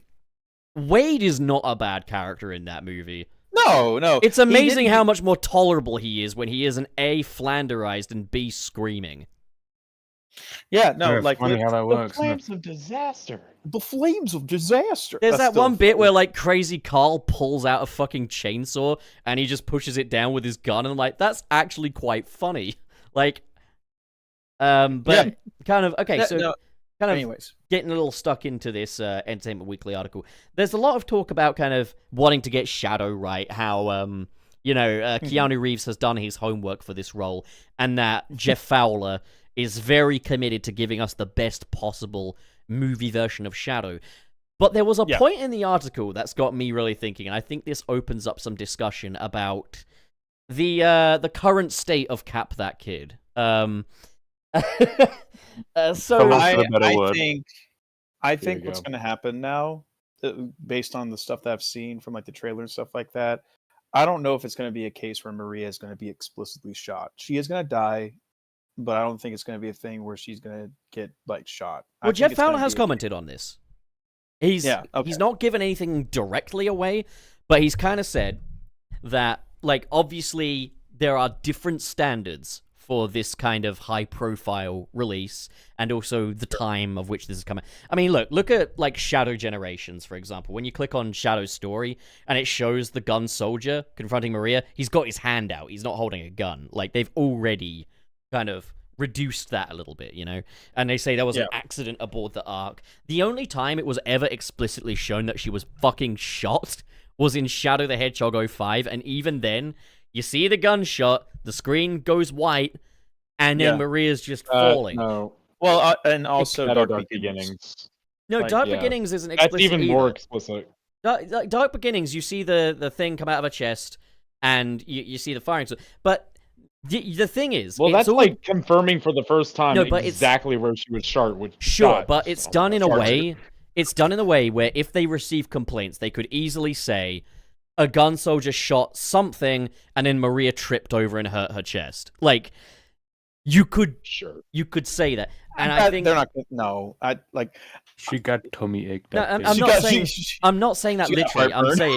I'm saying it's done in a way that gives them some built-in deniability here. But like, I get what you mean. But Jeff Fowler has said, like, obviously we do want to respect and honor the expectations that fans have, but like, certain standards are a thing. But we do hope that people will come away really happy with the dynamic between Shadow and Maria. So, like, she's obviously a very big part of his story. I don't know kind of what direction they're going to take, or if Gerald being alive is something to take into account. Maybe, I mean, imagine they may be treating Shadow as a one and done, and maybe Maria's just okay, and at the end, he's at peace. Maybe, like, I don't think. There was that. There was that scene in the trailer where, like, Shadow is laying next to Maria, next to like an explosion, stuff like that. And that's what Maria, though. Like, do we know who that or what that is even? That could be a scene that's not even in the film. Well, considering how they shot the trailer and stuff like that, like, it's like where you gained a family, a lost mind, and stuff like that, and they showed that shot, like. It would be weird for it not to be Maria. It would be weird for Shadow to be sulking over a random civilian. I'm not saying that's what it is either. I'm not saying that Shadow. You could have the possibilities like Shadow wants to know where Maria is and thinks she's dead, but it turns out she's fine. I'm not saying that's what it is. I don't think that is, I think there's already enough symbolism in the trailer anyway. There's that picture of the photo frame with Shadow and Maria, and there's the glass shattered where Maria is. Like, I think that's enough. Like, and I think it sounds to me like they're just going to find as tasteful a way around it as possible. I think that was the word he even used, was we've done it in a tasteful way. I get trying to, like, suspend your disbelief, or I guess, like, make sure you keep yourself in check. That way you're not, like, expecting too much, because anything could happen, considering the film isn't out yet. But considering the context that we have been given, I think it is either a thing where they're going to allude to it, kind of like what they did with 05 and Sonic X, or it's going to be a completely different set of circumstances that still lead to the same result in the same impactful way. Because a lot of people were suspecting that she dies from her illness. And, like, in my opinion, I feel like the government has to be involved in this for Shadow to feel resentment towards humanity. It could be that maybe Shadow believes the government did it, but it turns out that she died of her illness. Or, I mean, I think, I feel the same way about that as the theory that Black Doom was the reason why the gun soldier killed Maria. Sure, I mean, it kind of cheapens it because it's all a misunderstanding rather than it actually being. But, I mean, I think maybe, like, death by explosion. I don't know what's... I'd imagine there's probably an index somewhere of acceptable ways to kill children in PG movies. and I want to Like, read it. I really do think it is just going to be like alluding to it. They're not going to outright show it. No one was even saying that in the first place. No He one gets was hit by a saying that. car. Brian, was look saying out! Yeah, I love. AirPods I'm in. here on Earth finally. Look out! like no like no one is like no one was saying that they were going to see like bloodshed and stuff in a fucking Maria, Sonic movie. look out for that But, banana peel. Yeah. But what I feel like a lot of people are on the same grounds about is that the government has to be the one to cause it, and Maria has to die. Like those are the two parts to the equation that I think a lot of people have been like speculating about and feel like should happen. It'll be established that, Maria is allergic to Olive Garden. Commander Walters gives her an Olive Garden gift Just gift a card. restaurant. She Not even, fucking like, a dies at specific Olive ingredient? Garden. And Just Shadow have, like, spaghetti at home, but no, it Shadow's has to be just- at Olive Garden. I mean, that's the thing. One of the images we've seen as well is Shadow walking among humans. He ain't trying to kill them or anything. So maybe it's just the Olive Gardens he's targeting, Like, I mean, it's not like aside from like Shadow of 5 where you take like the dark path. I mean, yeah, it was never a bloodbath, but like, yeah, exactly. Honestly, I don't see this as Shadow's last movie. I think, especially now Realistically, with no. the confirmation, like now with the confirmation that not only are we getting a fourth movie, but we have been told if Sonic Movie 3 does well, then Shadow will have his own movie. I think they're going to eventually bring in Black Doom and then kind of finally finish off his arc within like 2 movies, because there is no way in an hour and 30 minutes you could fully convey Shadow's life on the arc in his entire arc. The best you could do is his whole arc from SA2. I mean, To be yeah, fair, I though- think, to be honest, they'll probably prioritize tidying it up and streamlining it. I would imagine right now, maybe they could go back on this later and introduce Black Doom later. I mean, that's how it was in the first place, but I'd imagine right now Black Doom is not part of the equation. Like, And to be very fair, they were able to cram in a great deal of information with Dark Beginnings, and that Yeah. was only like 9 15 minutes long. Like it but was very to be fair, condensed. it's all built off already established lore. Like you had to true, know but the Dark stuff that Beginnings happened was in made for Shadow's newcomers. Dark Beginnings was made for newcomers, remember? And I it did works see on its like, own 2 feet. I did see a video where it's like filmmaker reacts to Shadow Dark Beginnings and stuff like that, and he wasn't a Sonic fan, but he was still able to like follow along. Like, okay, this is the conflict, this is what's happening, and this is the conclusion of it. All that stuff, and pacing, like especially if you watch it all together, it's way too quick for what it's trying to convey. But there are ways to condense information down in a very like tactful way without it being like overbloated and stuff like that. I personally think Black Doom should be like the Thanos of the Sonic movie franchise, where he's alluded I to. agree. Where he's alluded to throughout a string of movies, and then you fight him at the end as this big bad boss. I think that would be pretty interesting, and it would kind of fill that same niche of You know what's going gonna to happen? Back in the universe. I what's think gonna there are happen? 3. I think there are 3 Sonic villains specifically that could fill that Thanos role. It is Black Doom, Mephiles, or Neo Metal. You know what's really going to happen? Sure.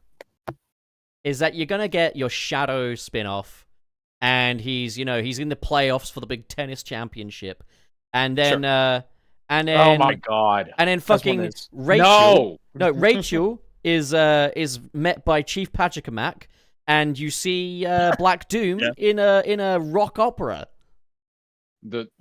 It's happened once. And then you see Kiryu Kazuma. I'm Oh putting my together a God. team. Yeah. But here's the other thing. It's worth noting is that Black Doom might have been on the no-fly list prior to Shadow Generations. Like, this character was previously laughed at. Now he's had a sudden surge in popularity because the guy fucking loves Radical Highway. Like, which is base. It's pretty basic. yeah, I mean, it's a great level. Like, I can see why he loves it so much. Like, Black Doom is probably one of the more beloved Sonic villains now, but he sure as hell wasn't that way until a couple of weeks ago. Like that's I what just I'm had a saying. thought. Oh, go ahead. I just had a thought. The way they could probably do a Shadow spin-off movie would probably be doing a combination of both Shadow the Hedgehog 2005 and Shadow Generations. Instead of guns, Shadow has the alien powers and is conflicting his past more up front because of Black Doom and his hallucinations. So I think that would be a cool way to go about it. The only thing I'm worried about is oversaturation with Shadow, because it'll be a thing, because these things take time, and it's now at a case where we're getting like a Shadow-centric movie, and we have a Shadow-centric game and stuff like that. Like, this is the year of Shadow, basically. It's the year of Luigi, but for Shadow. I don't want them to either keep retreading old ground and like, oh, Shadow like has to like face his past once again, but in this brand new context. Because I feel like, and I know it's not the same, for like general moviegoers as it is for like, fans of the series. But I feel like with Shadow, like, he's marketable, but he still is kind of like a niche character, and his story is very much like, if you love his story, then you are a Sonic fan type deal. I feel like only Sonic fans would gravitate towards the idea of a Shadow movie, but I don't want people to grow tired of Shadow by that time. I think the other thing is, I think there's a point where they should call time on doing adaptations of game stories. And I'm also going to say this, I might sound like a guy who hates fun here. I don't think the Sonic movies should have a Thanos figure. Like, I don't think these should be Marvel. Like, know. For starters, I am tired I would of agree with you. breadcrumbing shit in movies in general, and I am sure as hell tired of the Sonic movies breadcrumbing shit. I just want them to make a good damn Sonic movie, where I can safely say, if this were the only Sonic movie ever made, I would be content. I agree. I would agree with you if it wasn't for a director, I think like when Sonic Movie 2 was coming out, saying that he wanted a Avengers Endgame kind of Yeah, that movie was something that Toby Asher characters. said, but here's the thing, I just fucking don't fuck with it. Like, I would rather they make lots of great movies than build up to some overarching threat bullshit and breadcrumb that. Yeah. Like, I was kind of hoping that they'd stop at the 3 films, but they're clearly not going to stop. They're not going to stop. like, I want them to... If they're not going to stop at 3 films, this is another thing, is there's the post-credits tease, which I've got on the weed, and that's, like, the last topic, but fuck it, we can dip into that now, I guess. Sure. The post-credits of Sonic 3 will tease a new character. I'm going to be honest, that's not enough for me now. Like, I don't want to see one new character. I want to see something happen that opens the floodgates now. Like, I've had enough of us having to justify this stuff. I want to see a portal open and they all come through. Like, just give them all over. The thing is, I guess I'm looking at this from a business perspective. If they can keep pulling this off and still keep making money, then they're going to keep going. They're going to have a hard time doing this after Shadow, though, because now they've got a lot to prove. Yeah. In my opinion, I think it's going to be Metal. I feel like that's what's going to be the character at the end. And I know a lot of people aren't really big fans of Metal because of how he's been portrayed in media, in the Sonic franchise and stuff like that. And people think that he's a shallow character based on that. But in my opinion, there's still a lot that you can do with Metal. And in my opinion, I think Metal should have been introduced first before Shadow. But I understand that marketing and business and all that bullshit. I understand that's a thing. But I really think it's going to be Neo Metal at the very least. Because I would, yeah, like... Oh my god, wait. Imagine how fucking cool it would be if like the end credit scene is like Sonic, Tails, Knuckles running off, Shadow going off to do his own thing, and you just see some little chrome on the ground and you just hear biodata successfully copied. I don't think people would understand what that would mean unless they played Heroes. It would be cool for fans. It would be cool for fans. I think they should recreate the OVA intro, but in the Sonic movie. I think...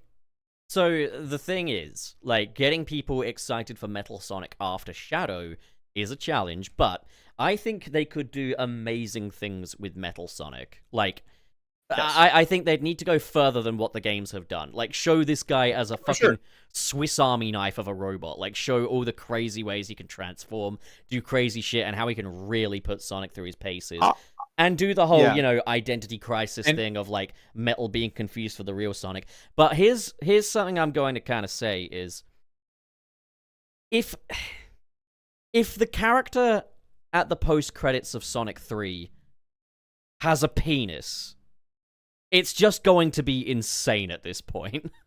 Like, Well, none of them have penises. What? what I mean is in 2024, if we Oh, are you're talking 4 about- projects into the Sonic movie universe and we are still yet to introduce a female character, that is insane by 2024 standards. Like, genuinely fucking maniacal. Yeah. Now, Well, I also think... sorry, given... ladies. What did you just say? Nah, I was just saying, sorry, ladies. Only men here. Yeah, only men can be fun I Super need a Sonic shirt Hedgehog that characters. says, "Sorry, ladies, I'm gay." Yeah. Like, and I know that people, like, I had someone in my comments say, "Oh, Pup's gone fake woke." As it is, you guys know, politically speaking, I skew left as it is. But like, fucking, I just think there's so many little girls out there that want a hedgehog to relate to, and Or just It's- like any character, animal character. Here. yeah, like Longclaw isn't it, guys. Like Longclaw cannot be it, and I think like the thing is, Amy could come with the promise of a Metal Sonic, but I will be more happy to see Amy than I will be to see Metal Sonic or Silver or whatever, because I'll just be able to breathe a sigh of relief that these films are not remnants of the fucking 1950s. Like, but also, like, and I know some people say, well, why can't little girls relate to Sonic and stuff? They can, but it's like little boys relating to female characters and stuff. There's always going to be one bridge that isn't there. Yeah, there are guys that can perfectly easily relate to female characters and vice versa, but there is one bridge that can't be built there with a lot of people, and that just isn't how the world works. Like, So, I'll be honest. I feel like movie 3 is going to bring in a lot more women than most female characters because of Shadow. The amount of Shadow cosplays I saw at Sonic Expo by women were like astronomical. no, sure, Like, but I'm Shadow talking about is- little girls Shadow's here. for the girlies. I'm talking Yeah, I about little understand. girls. And I'm talking Yeah. about characters that they can relate to, not characters that are going to give them their fucking sexual awakening. Not to Whoa. mention how much more drastically kid-coded the movie cast is than the game cast. But I think Amy and Metal. I think it's more than plausible that they're going to be introduced at the same time. yeah, I really do yeah. think I so. mean, give Okay. us them both. I would say, Um, like, have like maybe just maybe show like Amy under the threat of Metal Sonic or something, like just something like I think that. it will be a case. So they might pull a movie 2 here where they revealed Tails at the end of movie 1, but then like the trailer revealed Knuckles. I think Yeah. it might be the same thing. Like where, Knuckles end was of the movie, big draw of Sonic 2, but like Sonic 1 ends with Tails. Like you could Exactly. easily have like, okay, here's Amy, so the implication is we'll probably get Metal Sonic next. Like, Yeah, like either Amy at the end credits or Metal Sonic at the end credits, and then the first trailer will reveal the next character. And fucking Zavok. then, boom. You know, it's fuck Please, it. no. Fuck it. Also, this isn't to say that I wouldn't be very excited to see someone like Silver or something. That would be wonderful. But like, I think it needs to be Amy now. Like the fact is, we've had Right. Sonic. The Chaotix have appeared in the prequel comic, so I'm counting that. We've got Tails, Knuckles, Chief fucking Pachacamac, Ugh. Yeah, like, and Which is all such the a weird girls deep have. cut. It's such a weird deep cut. All to the bring- little girls in the audience that love these movies have. It's a dead owl. Yeah, is a yeah, exactly. Yeah, or like Wade's sister. Okay. Are we past that topic? Because I would like Beautiful. to give what I think Beautiful. would be the reveal character. Okay. Going based off everything, I think it will be Silver, but let me elaborate. Okay. I think it's Silver because not only did the director say that they have big plans for Silver, Did they? but also this would line up if Sonic 06 really were to get a remake. Because realistically, if it's Sonic Movie 4 that brings in Silver, that would also be the year that they would probably release the Sonic 06 remake. Honest to God, Lit, I feel like I could like replace a lot of what you say with "I made an educated wish," and it would I it did would an make the same amount of sense. No wonder you making have a an educated Deadpool wish. profile picture. I do. Yeah. That is. I mean, that is a good it is kind of the same deal with this, where it's like Shadow Gens is promotion for movie 3, so the '06 remake would be promotion for. I don't think movie 4. either is going to happen. I'm gonna be completely. I don't think real. so. And Yeah. I do want to remind everybody that this is the franchise that started out with a fucking monkey Sonic and put Robotnik in a black lab coat. Like, Yeah. I mean, that is admittedly the foundation. There has been a course correction, but Sonic 2 was... It didn't have the Death Egg, it didn't have Angel Island, like... And Sonic 3 isn't having Rouge from the looks of things, or Amy. So I'm not going to expect Sonic 4 to have Silver the Hedgehog and Sonic 06 and stuff. Unless the fact that these movies are now being produced in a world that is post-Frontiers and post-Shadow Generation says anything. And I'm hoping that the success of the recent Sonic games will inform the direction of the movies and will inform them to kind of move a bit more in this other direction. I'm gonna say this, I think Amy is a very educated guess, because they've also said that they do have something in the works for Amy.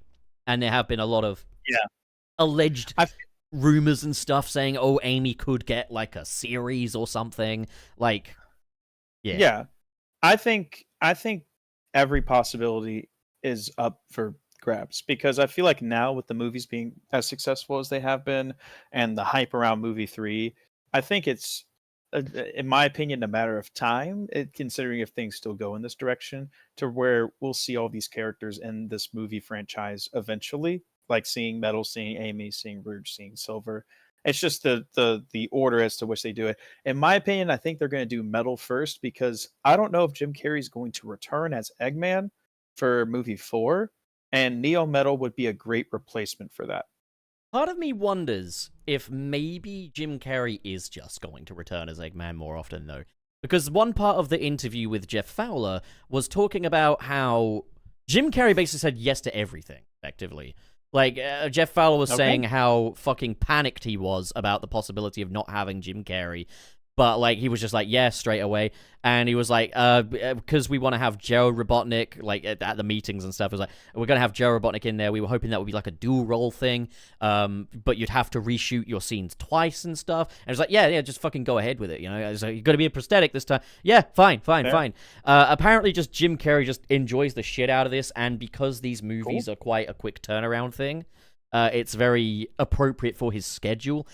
Obviously, he's not going to do it forever, but I think there's a possibility that this might just be a franchise that Jim Carrey just kind of cashes a check for. But another thing I was going to say is something that's very relieving to me is I've seen the Flash movie, so hearing Jeff Fowler say we had to shoot everything twice made me so happy, because what he didn't say was, oh, we're gonna fucking CGI Jim Carrey's face on a double. Yeah. Because that Like, looked they fucking just- terrible in The Flash. Yeah. And, like, I'm still curious as to how the whole Gerald Robotnik thing's gonna work for movie 3. That's Oh, yeah, that's I'm always curious been the about one that, too. point of contention since watching the first trailer, where I was just like, okay, that's something. I Considering can't if really this have happened, a definitive. I Yeah. can't really have a definitive opinion on it until I actually see the movie and see what they do. Because from just thinking Yeah. these movies are going to be exact adaptations of the games they're based off of is dumb. I Because also it's not. like, Gerald Robotnik, even 50 years ago, was a relatively older man. So, like, unless he was like 20 when he created Shadow, he would be like 75 now, and he doesn't look 75. I've heard You know what I mean? commenters, I've had people in my comments theorizing, like, oh, maybe he discovered the Fountain of Youth and that's a part of the story or so. Because, I mean, these Like, movies I don't have know. established that, like, ghosts exist in the Sonic universe and stuff. Sure. I mean, I don't know. yeah. It's like, again, it's not going to be a thing where general audiences are going to care, but it is a little head scratching, because it's just like, okay, like, if you're the Maybe one that that's- created Shadow, like, maybe did you put that's- yourself in a chamber or something? Did you? But I mean, like... maybe that's the thing, is like, Shadow's the key to No. immortality, and Gerald is like, welcome home, Fair. my boy. I can offer you the secret to immortality. And then Jim Carrey's like, well, I can floss. And then he has a little floss dance, and then Sure. and then movie Sonic is he just like, Gerald whoa, I'm Robotnik just like tries Vin to floss. Diesel. Yeah. Gerald Robotnik tries to floss, but instantly cracks his back. This could be a thing, though, that Gerald Just Robotnik break his arm. used Shadow on himself. He fucked him. He had No, sex wait. with Shadow. Maybe Oh my Gerald is the Anyway, ultimate life I- form. I just had like a thought that does actually make me quite excited to see Gerald and like what he'll do since he's alive in Sonic 3. Oh my, I would love it if he like plays a Two-Face. He shows himself as like still obviously not good, but on Eggman's side to like downright he lost his shit. Like the dude is not okay. I think from Like, the marketing... I'm thinking of it like, what if it was the video in Sonic Adventure 2 of him like saying all his plans and stuff? If he was still alive and able to carry out those plans himself. That'd be kind of I awesome, mean, yeah. actually. Oh, actually, no, I just thought of something. Why Maria can't get fucking shot? We've already seen gun soldiers, and they got fucking laser guns, haven't they? Yeah. Okay, so you have the Okay. firing squad scene with Gerald, but they're laser guns, so now it's PG. And then he's looking down, and he looks dead for a minute, and he looks up, he's like, did you really think I designed Shadow for nothing? And then he goes off and does some fucking crazy shit. And then he maybe, because he used Shadow's blood on himself, like Spider-Man, he turns into the Bio-Lizard. Maybe okay. Oh so my god. another thing I wanted to kind of add to that. It comes bursting out of his chest like a fucking I'm pretty- alien xenomorph. I'm thing. pretty sure the scenes we see with Maria are all flashbacks. Like they don't take place in the modern time, so they could have been just using real guns back then. But then, like maybe since that incident, they were like, "Oh, that was a little bit of a fucky wucky. Let's just use laser guns." I now." mean, to be fair, though, the easiest way to get around a PG-13 thing is to just give people laser guns. yeah, fair enough. my- But like, You know what? like, it still- would be neat if those laser guns, like I like the idea that they did use actual guns back then, but I Yeah. like the idea furthermore that their new laser guns are made with the help of Sonic's quills. It's also probably not 50 years ago, I'm just saying, given that, Gerald is fine, Well, and, they like, said 50 years ago. No, wait. Oh, did they? Didn't 50 they years ago. say Yeah, like at the end of Sonic Movie 2 Yeah, at the end of Sonic. that it movie was 2. long since abandoned?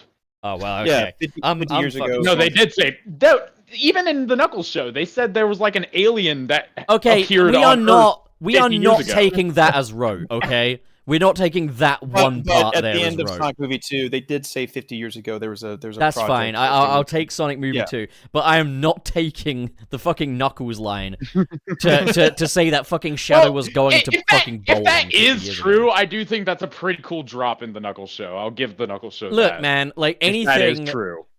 No, man, because what they were basically implying is that Shadow went fucking bowling.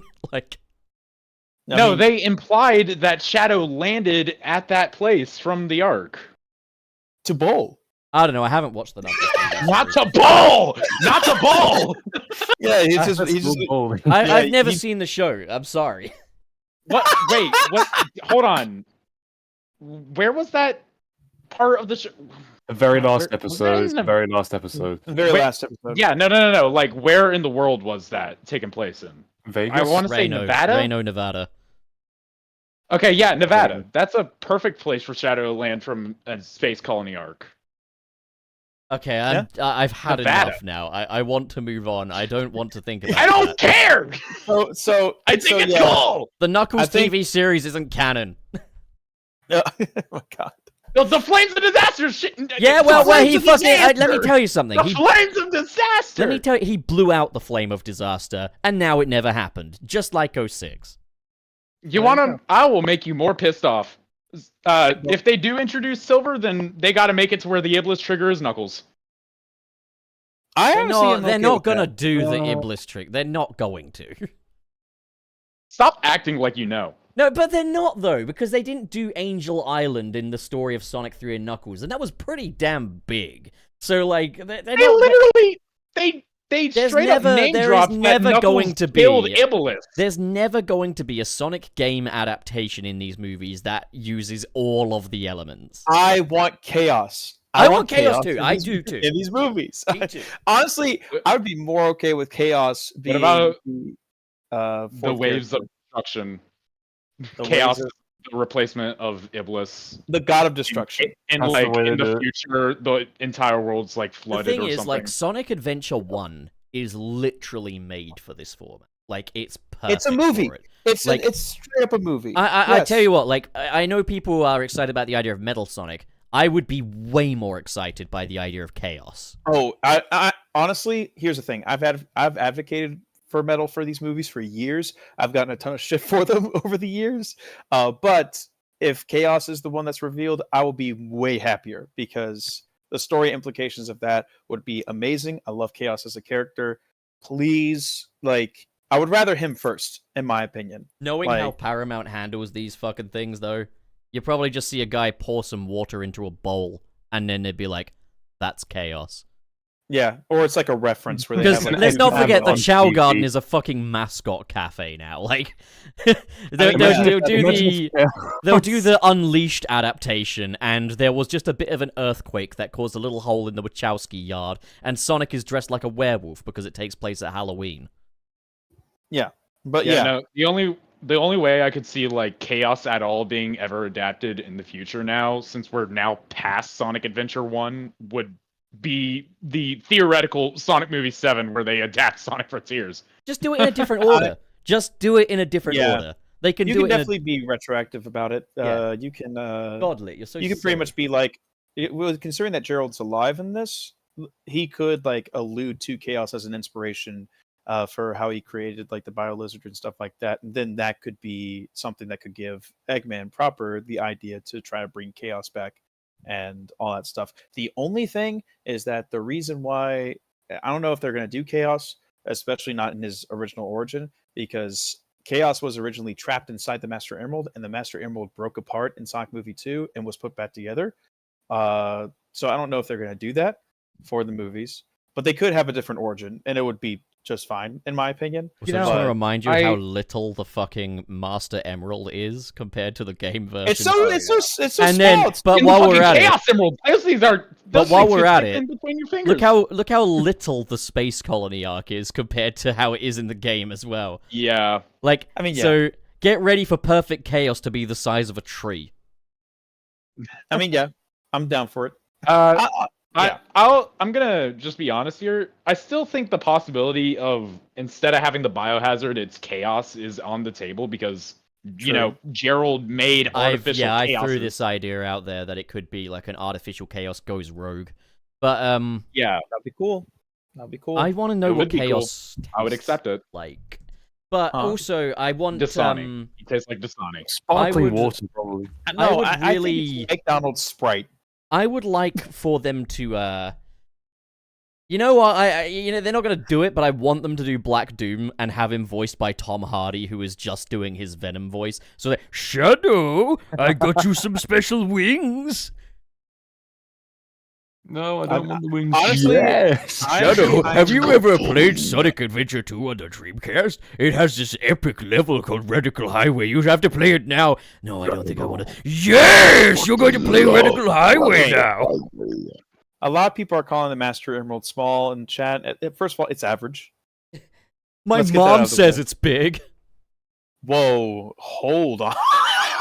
It's not the What first time fuck I've. are you talking It's about? not the first time What? I've made that fucking joke on it. What the fuck are you talking about? I was planning on elaborating further on the joke, but I don't think that is in the best Nah, interest I'm good. of I any think of us. we should. I think we should move on from it. I think it's Give me a ruined. scene I where think it's- Shadow is renting. Give me a scene where Shadow is renting an apartment and Doomseye is cooking him breakfast while he manipulates him. I don't Like, just know. imagine Doomseye just floating there with pots and pans and stuff, just fucking slapping eggs in there and stuff. He's like, Shadow, I got you some food. Go away, Black Doom. I'm not going to destroy the world. Yes, you're going to destroy the world. No, I Okay. make you eggs and bacon. You want some? Go to Radical Highway and Radical Highway. everyone. God, I mean, Yeah. here's a really sad thing. Sad on top of already sad is Eddie Reman in the chat says the best voice for Black Doom would be Tony Todd, and yeah, it would. It really would be beautiful casting. But Yeah, God, rest in peace, Tony Todd, man. Like that fucking Oh. sucks. Yeah, yeah. yeah. He was an But, excellent Venom as well. So I'm gonna like kind of go off topic a little bit here. I want to get back to talking about a possible Shadow spin-off movie because as Shadow the Hedgehog's second biggest fanboy on the planet, um, I just think it would go hard as hell. And finally, like I said earlier, I think Shadow needs 2 movies to complete his arc. Whenever it comes to The arc's already built. It was built well over 50 years ago. Well, no, I meant like Space Shadow is a Colony. very complicated character to the point where it took multiple Sonic games to actually resolve. I mean, it his didn't, though. issues with his It past. didn't. SA2 was a complete story. They just chose to build it out more. But they don't have to do that. Well, yeah. Like I'm saying they could do the same here.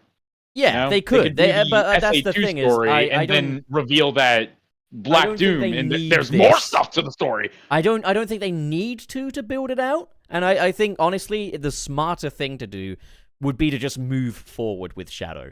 Because the thing is, even though Shadow Generations has retroactively made it epic, like, the whole thing of Shadow the Hedgehog, like, the story was like, oh, he's created aboard the space colony arc. Actually, it was aliens! Aliens were involved! Like, it was always so silly back in the day. And, like, obviously, there's a lot of love for Shadow the Hedgehog, but I don't think... Given that the films have clearly already taken elements of Sonic Adventure 2's story and made sense of them, for example, Sonic is not being mistaken for Shadow, and the arc is underground instead of in What we know. space. Like, Yeah. I don't see them being like, oh yeah, by the way, aliens. But what I find so funny is just the idea of Izuka just being like, okay, so they're doing a Shadow movie, right? So we gotta support this. We gotta make a game that's gonna get people clued in on Shadow and clear up any misconceptions. All right, so here's Black Doom. He's the main villain. Just Yeah.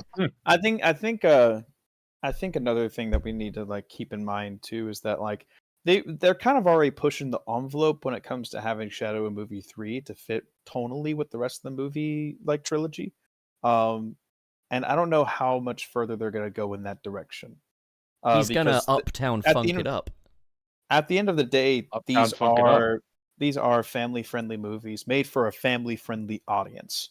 And I mean, to be perfectly candid, the story of Shadow, it's packaged in a family friendly way, but it isn't really a family friendly story overall, especially not like Shadow 05 level. Okay, So, I well, don't this know. brings up the topic of children can have good, mature stories.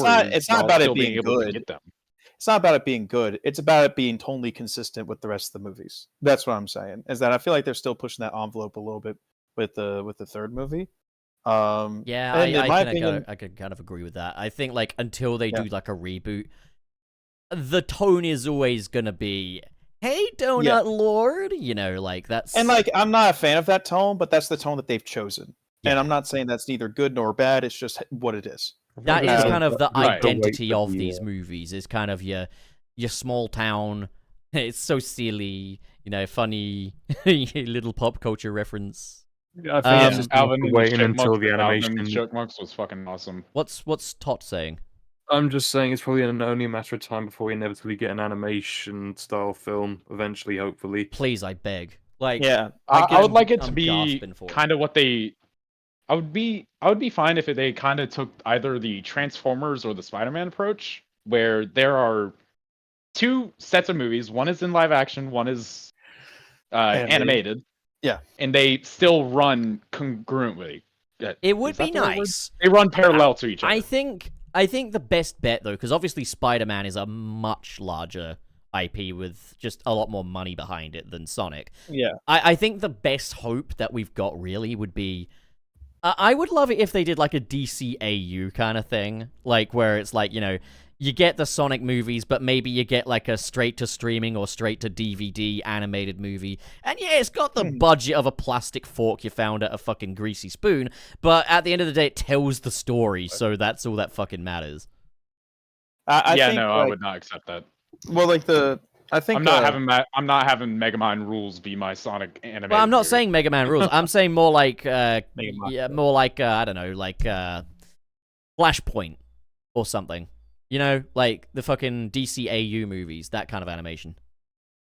Yeah, like I and also with the Spider-Man movies in particular, it is a case too where the main character is like Miles has a completely different story than like Peter live action, Spider-Man, and it's already been confirmed that's different alternate like universes and realities. That is events, probably stuff one like that. stipulation as well. Like those movies revolve around a multiverse. They revolve around the concept of there's more than one. Whereas like, I mean, I don't know where I read this, so I don't know if I can provide a source. I think it's something that Tyson Hess or someone said at Sonic Expo. And Trey, you'd probably know more about this than I would. Did someone who worked on those movies mention like that there was a multiverse idea for Sonic Movie 3 that would involve Sonic meeting like the game version? I don't know if that's necessarily accurate, but I want to say that the idea of a multiverse-centric story is definitely not out of the table. Yeah, I saw someone say that someone said that at Sonic Expo that was involved in the films, whether it was Tyson Hess or Jeff Fowler was there. Maybe it was Jeff Fowler. But like, if you didn't hear it, like, again, I know you can't be everywhere at once, and I know that people can also just lie on the internet. So if anyone can get me a source for that, that would a source. I don't think source. I don't think Tyson Hess was at Expo. Neither was. Oh, Jeff then it Fowler, wouldn't be Tyson Hess, Jeff Fowler then. Or Lee Marge do. But yeah, apparently like it was an early idea to have Sonic meet another Sonic and kind of do that. No idea. I could see it happening. In my opinion, though, I feel like quote unquote game Sonic has to have something established in the movies, kind of. I don't know. They also reference like the video games for Spider-Man and I think this movie universe already had a shelf life, and I hearing that they want to continue it going forward, I'm interested to see it. But personally, my preference would be if they announced, we're going to do Sonic 4, that'll cap these ones off, and now we're going to do something new. Like now we're I would much rather that because it's the same thing. It's the same reason why I don't keep up with Marvel anymore. It got to a point, especially after Endgame, where I was just like, I don't care. Yeah, like these movies could be fantastic. It could be like pieces of like cinematic history, and I would be like, I don't give a shit. Like that's the thing. I am infinitely more excited for Beyond the Spider-Verse than I am MCU Spider-Man 4. It's just like I would be perfectly happy for them to cap it off at Sonic 4 and then go. Another thing to keep in mind is that there's going to be a lot of behind-the-scenes hype speak, because here's the thing. For sure. They're not going to say, oh, this could be the last one. Ooh. And because it's a children's franchise with a lot of longevity to it, and also, like, but they're not accounting for the possibility that the movie could come out and make -$1 at the box office. Not that it will, but, like, it's a possibility that audiences could just not be there for it. Time like it happens.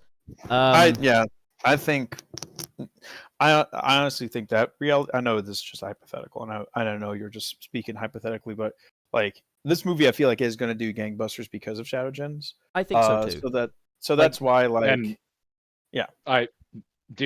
I have barely seen anybody talk positively about Mufasa on Twitter. Bear in mind, though, those are our circles. The mainstream is like, there's going to be people that it's not just going to be people that liked the live-action Lion King. There's going to be people that would like to see a sequel to the original Lion King and will willingly put up with the fact that it's live-action. To be very fair,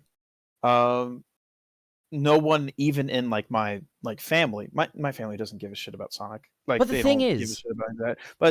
But no one has talked about Mufasa, even in like my own, I guess, like general family sense. I hear that, but who do you know that saw Avatar 2? I don't know anyone that saw Avatar 2. Yet it's one of the highest-grossing movies of all time. Inside Out 2 as well. Yeah.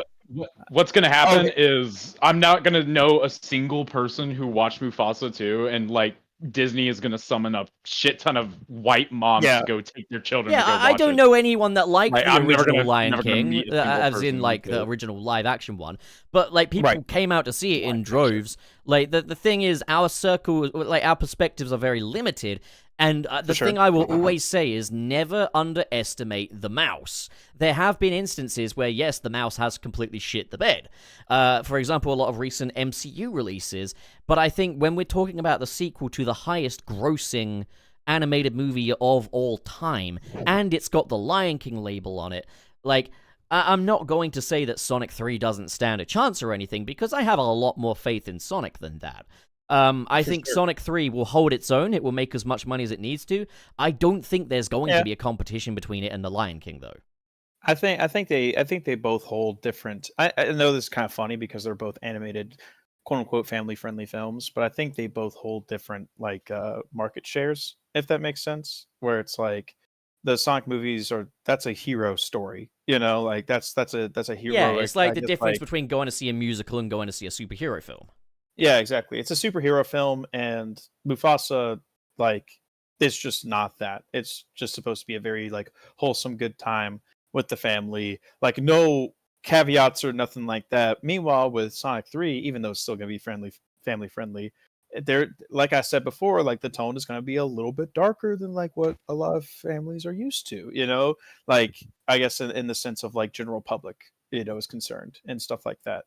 So I think it's not even going to be a thing where it's like you pit one against the other. I think they're both going to do fine. I feel like movie 3, I think, is going to do phenomenal. Beat it. Yeah. I don't know if it's going to cross a billion because I don't know how like marketing factors into things. But it's one of those things where I think it's going to be the most successful of the Sonic movie. I mean, Now, yeah. this is going to sound crazy, but I have reasons to believe this. But there Literally might everything be you say another. sounds crazy. Okay, shut up.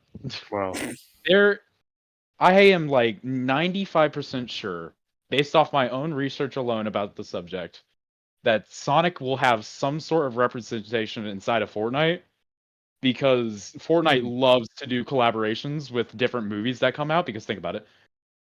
You Yeah, see the obviously. character in the game, you go to watch the movie, and then you come back from the movie, you want to buy the character to play as in the game. It gives both the movie money and it gives Fortnite money. Yeah. Right. Makes sense. And Fortnite especially loves to put their movie tie-ins inside their battle passes whenever they release a new season that is very close to a movie release, to get people to actually buy the more expensive thing, which is the battle pass. So what I'm expecting is Shadow the Hedgehog will be in the battle pass for next season, which starts on December 1st to market that movie. Because yeah. I'm obviously there's just so much. Currently, there is so much stuff that says that Sonic is going to be coming to Fortnite. Recently, there were stuff added to the files to make like dynamic mouths that change position client side based on where Ooh. your camera's looking at the character. That makes a lot of sense. Yeah. That's cool. Furthermore, Fortnite literally just added a cosmetic type called kicks, which are shoes you can put on any skin. So Sonic and Shadow shoes for that. Cool. Mm-hmm. Furthermore, Sonic is on Disney Plus, so I'm pretty sure Disney is fine with it, considering, Fortnite and Disney are sleeping in the same bed as each other. Disney are going to say no to Sonic. Nah, obviously, yeah. Like, Yeah. Obviously, they're not going to say no to Sonic. yeah, no. If you've got a chance to put Sonic in something, you I'm someone who firmly believes that like you could take anything, put Sonic in it, and it will just elevate the score just like The Lighthouse, 10 out of 10 movie, fucking great. Put Sonic just in there as a supporting character, and that movie is even better. I think you are correct in that. I am very curious as to how they're going to do the proportions of Sonic and Shadow in Fortnite. I found a lot of incredible concept art that shows like how they can make the proportions look. I've seen that too, and it looks I've seen good. Enough. It does I look would great. assume that they do like 06 sort of style thing. So my favorite one I've seen though is the one where Sonic is giving Tails a piggyback. Like I love. Yeah, that. I love that. I love that one too, but I doubt that's how the skins are going to end up that's being. a beautiful concept. Like, and the way they have that little emote as well, where they're just kind of being very cheeky. It's a beautiful little animation. That, like, I love that. Yeah.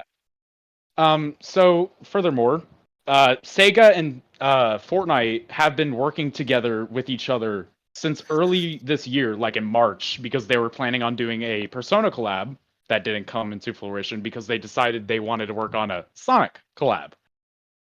Oh, there you go. That got put on hold for a little while because Sega could not. They were having a little bit of creative troubles when it came to like proportioning the characters until I heard that rumor. Sega's finally Sega's eventually like they just decided to take it It would be the most Fortnite Sega thing selling. ever for them to say no to a Fortnite collab just because they can't give him giant hands. But Jesus Or Christ, dude! giant- If they or said giant no, that would be so If they said Sega no- though. it Well, would be it's similar to so what stupid. It's similar to what they did with Brawl, what they did with Sonic and Brawl. And that's the reason why he was so rushed, because they said no and then said actually at the last minute, yes, we do want him in. It's probably Yeah. playing. Well, that It's was probably playing the Fortnite whole as well. brinkmanship game, being like, "You gotta fight." That we're hoping they'll come to us. All right, fine. Do it. It's fine. So, honestly, what even- would also be kind of cool with the let's say the Sonic and or Sega like Fortnite collab. I honestly think they should lean more into the Fortnite festival side of things and add Sonic music into that game. Oh, dude, I was definitely. just about to say, Sonic is such a perfect collab with Fortnite because it also goes for all the game modes in there that's currently in there. Yeah. Sonic has cars that you could turn into Yeah, cars you could sell definitely. for Sonic rocket has racing. Lego. Yeah, Sonic has Lego. Sonic has literal Legos that you could use for the Lego Fortnite stuff. And then you just have mountains of music that are so good, so iconic that Yeah. you could throw into Fortnite Festival that would make you so much money. It is the perfect collab. Put Rouge the Have Bat with in Fortnite. Fortnite. Maybe. But also, I just want to I want to say furthermore, for the collabs that they do with these movies where they put characters within the battle pass, you know what they always get? They always get a special weapon inside of the game. So what I'm seeing is going to happen here is Shadow's going to get put into the Fortnite, and he's either going to have Chaos Spears as a mythic, or he's going to have his shoes as a mythic, where you get to run around the map as Shadow, like how Like they skating had and Spider-Man's. Yeah. Put Yeah. Radical Highway in Fortnite. Black Doom at And the then, board meeting. Honestly, Be like, I would be Finally, I'd be last thing. Yeah. Last thing about this Sonic collab is and I'm telling y'all, I did my research on this because I've wanted this for years. December 1st is when Shadow's put into the Battle Pass because that will be the new season. And December 15th is when Sonic, Tails, Knuckles, and Eggman are going to be put in the item shop. Because that's 2 weeks after the season launches. That is every time. That is when Fortnite does their big Winterfest update for Christmas and all, and then they take their 4-week break. That it is exactly how they handled the Teenage Mutant Ninja Turtles collab, because they put the TMNT into the game, that update, and then once Epic Games got back from their little break, they then decided to go further on the update and give like Teenage Mutant Ninja Turtles mythics into the game, like Michelangelo's nunchucks or whatever. Oh yeah, the nunchucks. I and see the spears, same yeah. thing. I see the same thing happening for Sonic. I can And see furthermore, Sonic is such a big IP at this point that it could be given its own update, like how TMNT had, where it has its own little mini battle pass inside the game as well. have Rouge the Bat dance with Elastigirl. with Chun Li. Yeah. Okay. Anyway, Mr. Krabs, I want to go to bed, so shall we just read the remaining super chats and fuck off? Ah, Yeah, sure. Sure. Sorry about my long rant about why I'm like 95% sure Sonic We is have it coming on to the good game. authority. We have a that's Fortnite fine. YouTuber here. Yeah, that's fine. Yeah. If it doesn't Yeah. happen, then I will find you and hunt you down for it. Forgive me. Yeah, for- we'll have to kill you, but it's Yeah. okay. But we won't we get kick you in the some- can we balls, get though, some because tea? that would be dishonorable. Yeah, that Yeah, is we'll just pricing shoot you that there. well. Yeah, I it'll be will fine. sooner dig a hole in Daytona Beach, put you in it, Mhm. have your head get all sunburned, and then, like, smack it with fly swatters, than kick you in the Boom. nuts. I will never do that. I curse you with stubbing your toe, and right before it heals, you stub it again. It's like Sounds like curse playing you- Sonic Heroes. Yeah. I curse you. I curse you with having a hair in your mouth and you can't get it out. Fuck, dude. You ever see That is the evil. movie? You ever see the movie Buzz Lightyear of Star Command? That's a movie? Yeah, it Wait, was the the- movie pilot of the animated series. Oh yes. The yes, yes, opening scene for that is the funniest fucking thing ever, because they get the VHS and Rex keeps yelling, "Put it in," referring to the VHS, but it is so funny when Rex is just like, "Put it in! Put it in! Put it in!" And I was just like, oh my god, the writers surely knew. Surely. It's That's so funny. fucking funny. But okay, let's get these last super chats out here. So Tom, start us off, Borger. Where am I looking? You got Oz Productions. You know Oz from the Penguin. At the very. Where am I looking? Hang Super on a chat sec. mailbag. The last one to have a burger beneath it. Okay. Oz Productions, 5 USD. I would say Elise would have been the character because these movies are going to focus on humans, so make them from the games. But Knuckles killed that. Knuckles fucking killed Elise. There's a lot Knuckles of run-on killed? sentences there. Yeah, there are. Time for your grammar to be critiqued for the payment of $5. Thank 5 you. US dollars. No, Thank you. I mean, hopefully Knuckles killed that. I'm just gonna be real. Like, Are they talking about like in the movie verse? Like, yeah, yes. I think so. Basically, Okay. no, the joke is that Elise would be the character to be revealed because she's human, and the movies love focusing on those humans. So make the humans from the games, but Knuckles has fucking killed that prospect. Yeah. Knuckles one kills good human- humans for being too shit. Anyway, The one good grace that show gave the world. okay, so we've got KB with the $9.99 US soup. Thank you, KB. Good morning. If we get a Shadow spin-off movie, hopefully there'd be enough budget to actually show the Sonic characters without them being completely overshadowed by the humans. You made that entire You- sentence in service of that pun, didn't you? Yeah. You Good job. in the words of Pup, you cheeky bastard. Moving on. Okay, Yeah, no. Dre, you're up. Okay, to a lord with €2.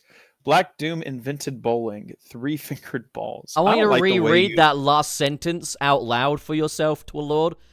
3-fingered balls. Who's Ugh. balls? Yeah, who is three and who's balls and why are they going at it? I thought like balls that have 3 fingers coming out of them. Okay, well, But You do also, not know how to ow! read. Imagine, yeah, imagine fingering your that. balls. It would really Yeah. hurt. Like, With what velocity of force? You just bastard. stop. Just fucking stop it, Tom. All I right. love bowling because the lanes remind me of Radical Highway. That's quite good. It's like I have to keep the rails up because they remind me of Radical Highway.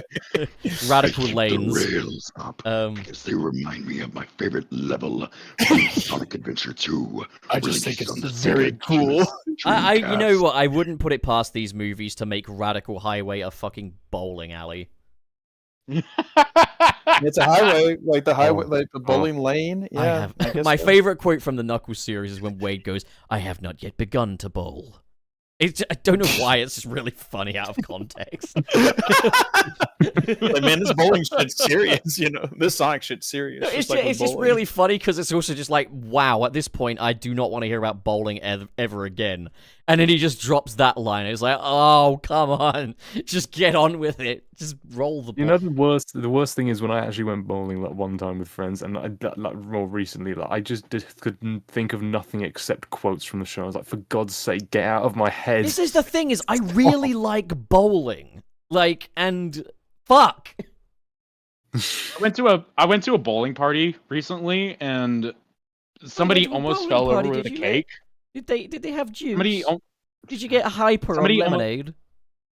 shut the fuck up. You were born in 2006. I'm allowed to make fun of you. Ah, fuck you.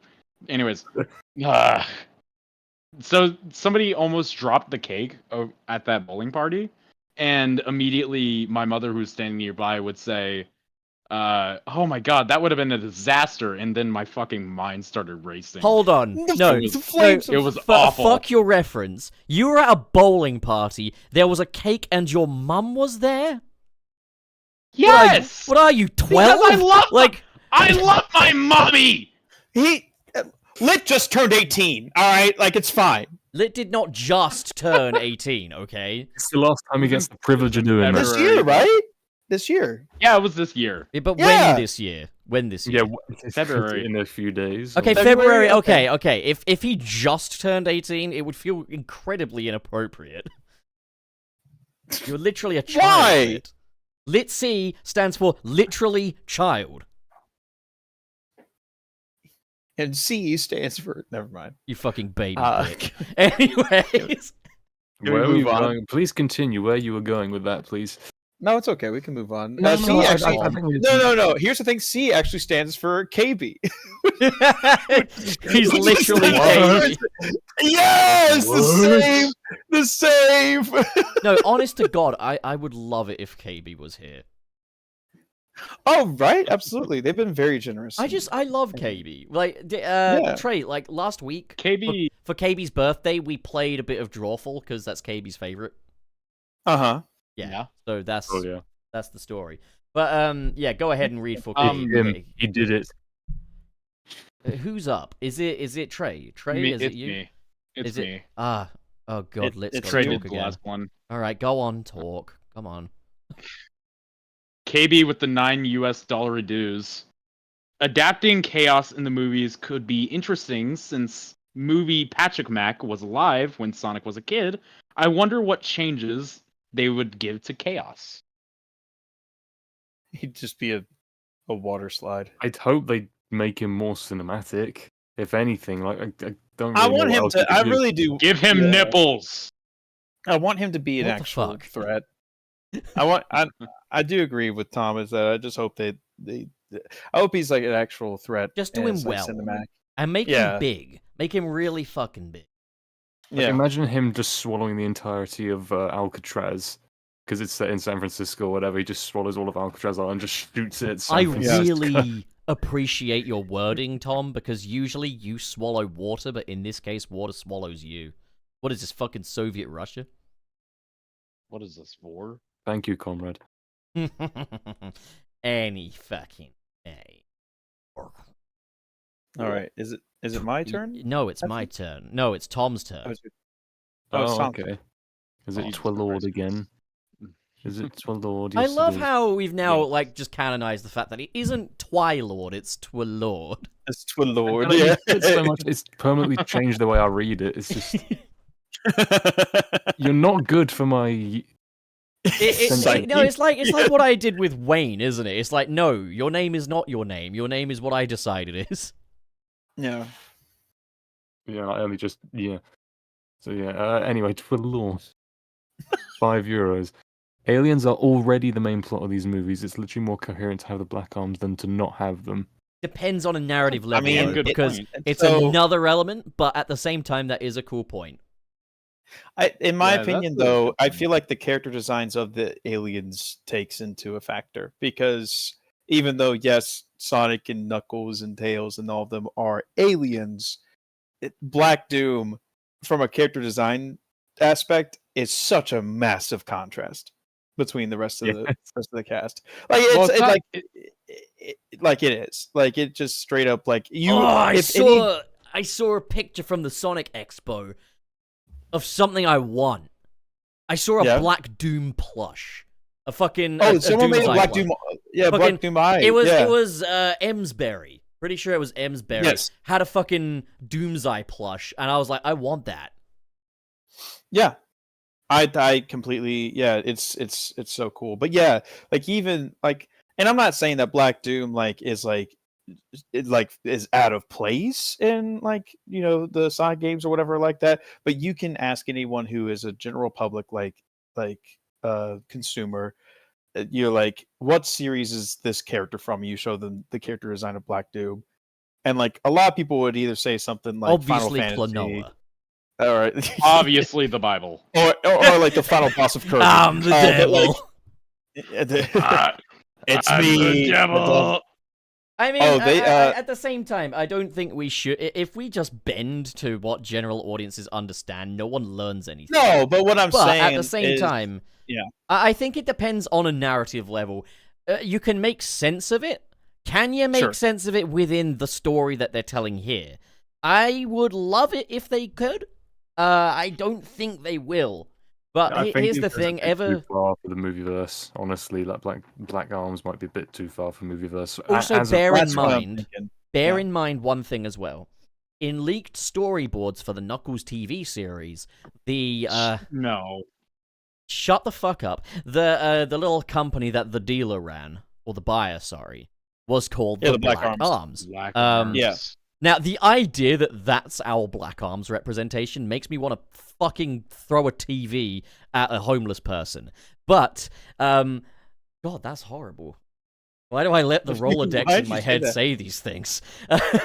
But You roll a natural 20 on the It- intimidation. it's a fucking dice in my brain, man. It lands on the words. Yeah, I Anyways, know your brain is D&D. That's how it works. there's a monkey that runs it.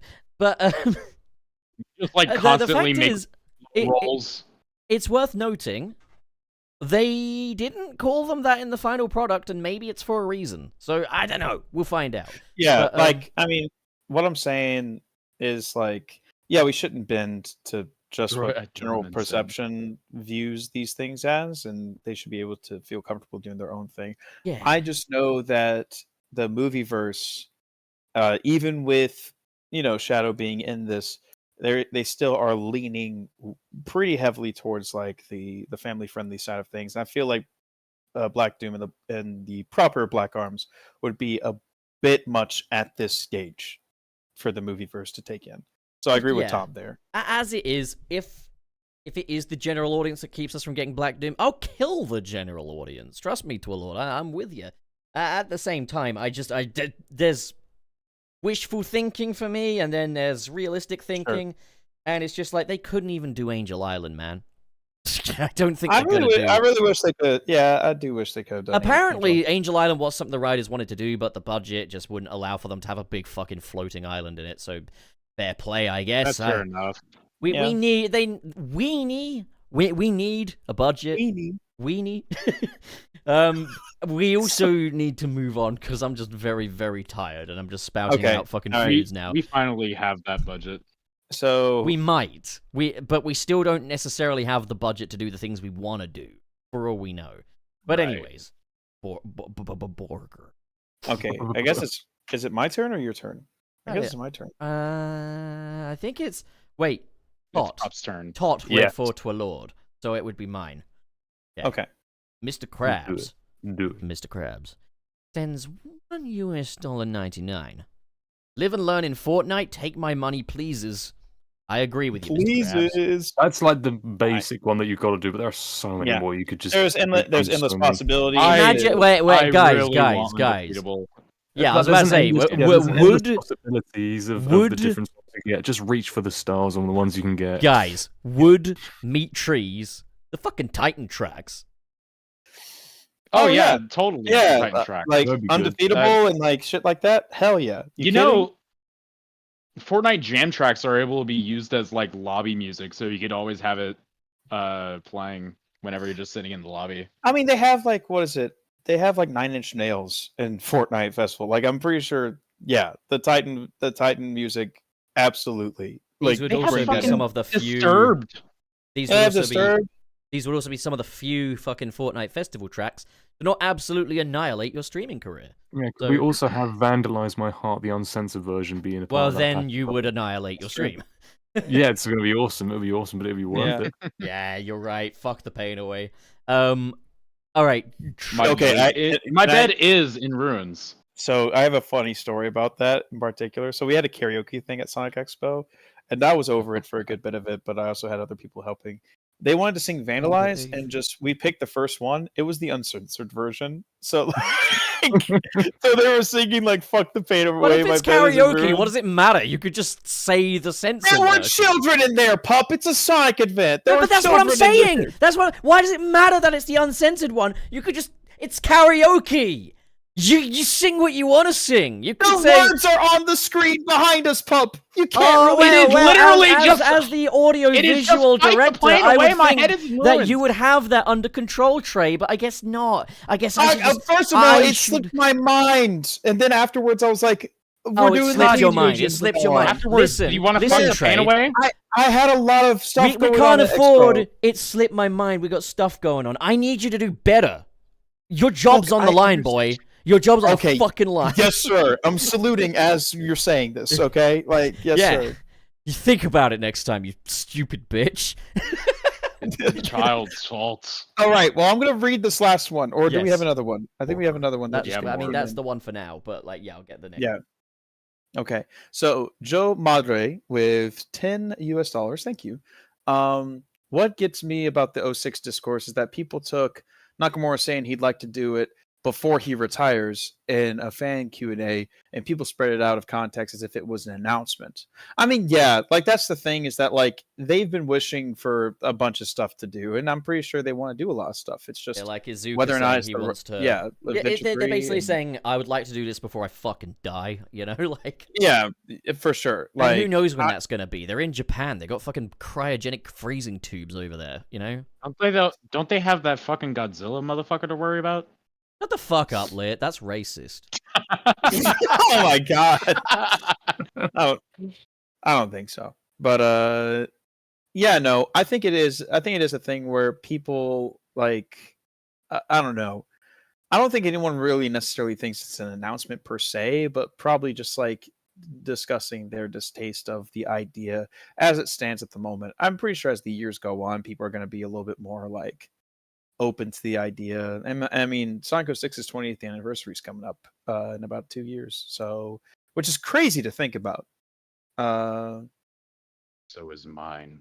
So what we have yeah. live anyway is AV director of Sonic Expo admit fucking fuck the pain away to 10-year-olds was a thing at the no, Sonic Expo. I didn't do that. No, I You are did not. you are the audio and visual director. If I saw it or heard it, it's your responsibility. It's my responsibility. It's crazy. I'm not the only one that works there. No, you are. You're the only one I know, so you are. The only one I know. All right, we got All right. one more, and I think it's fucking Klit's turn to read. So, Yeah. Also, thank you to I Oz for this will- being your 20th super chat, you kind motherfucker.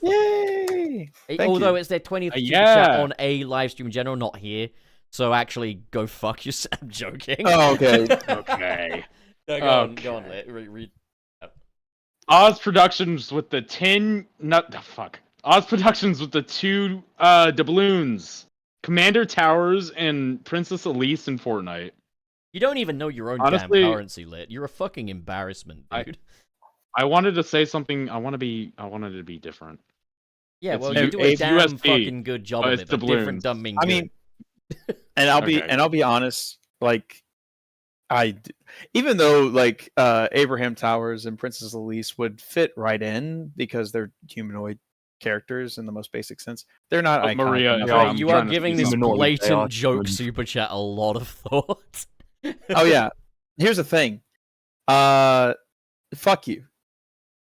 Right, that's it. Anyway, No turkey for you. I'm moving this to the other Where's end my- of the table. Oh no. Where's my Maria skin? So we can cap that child whenever we want to. Towers. No, I can't laugh at that. Jesus. Welcome to Tilted Towers.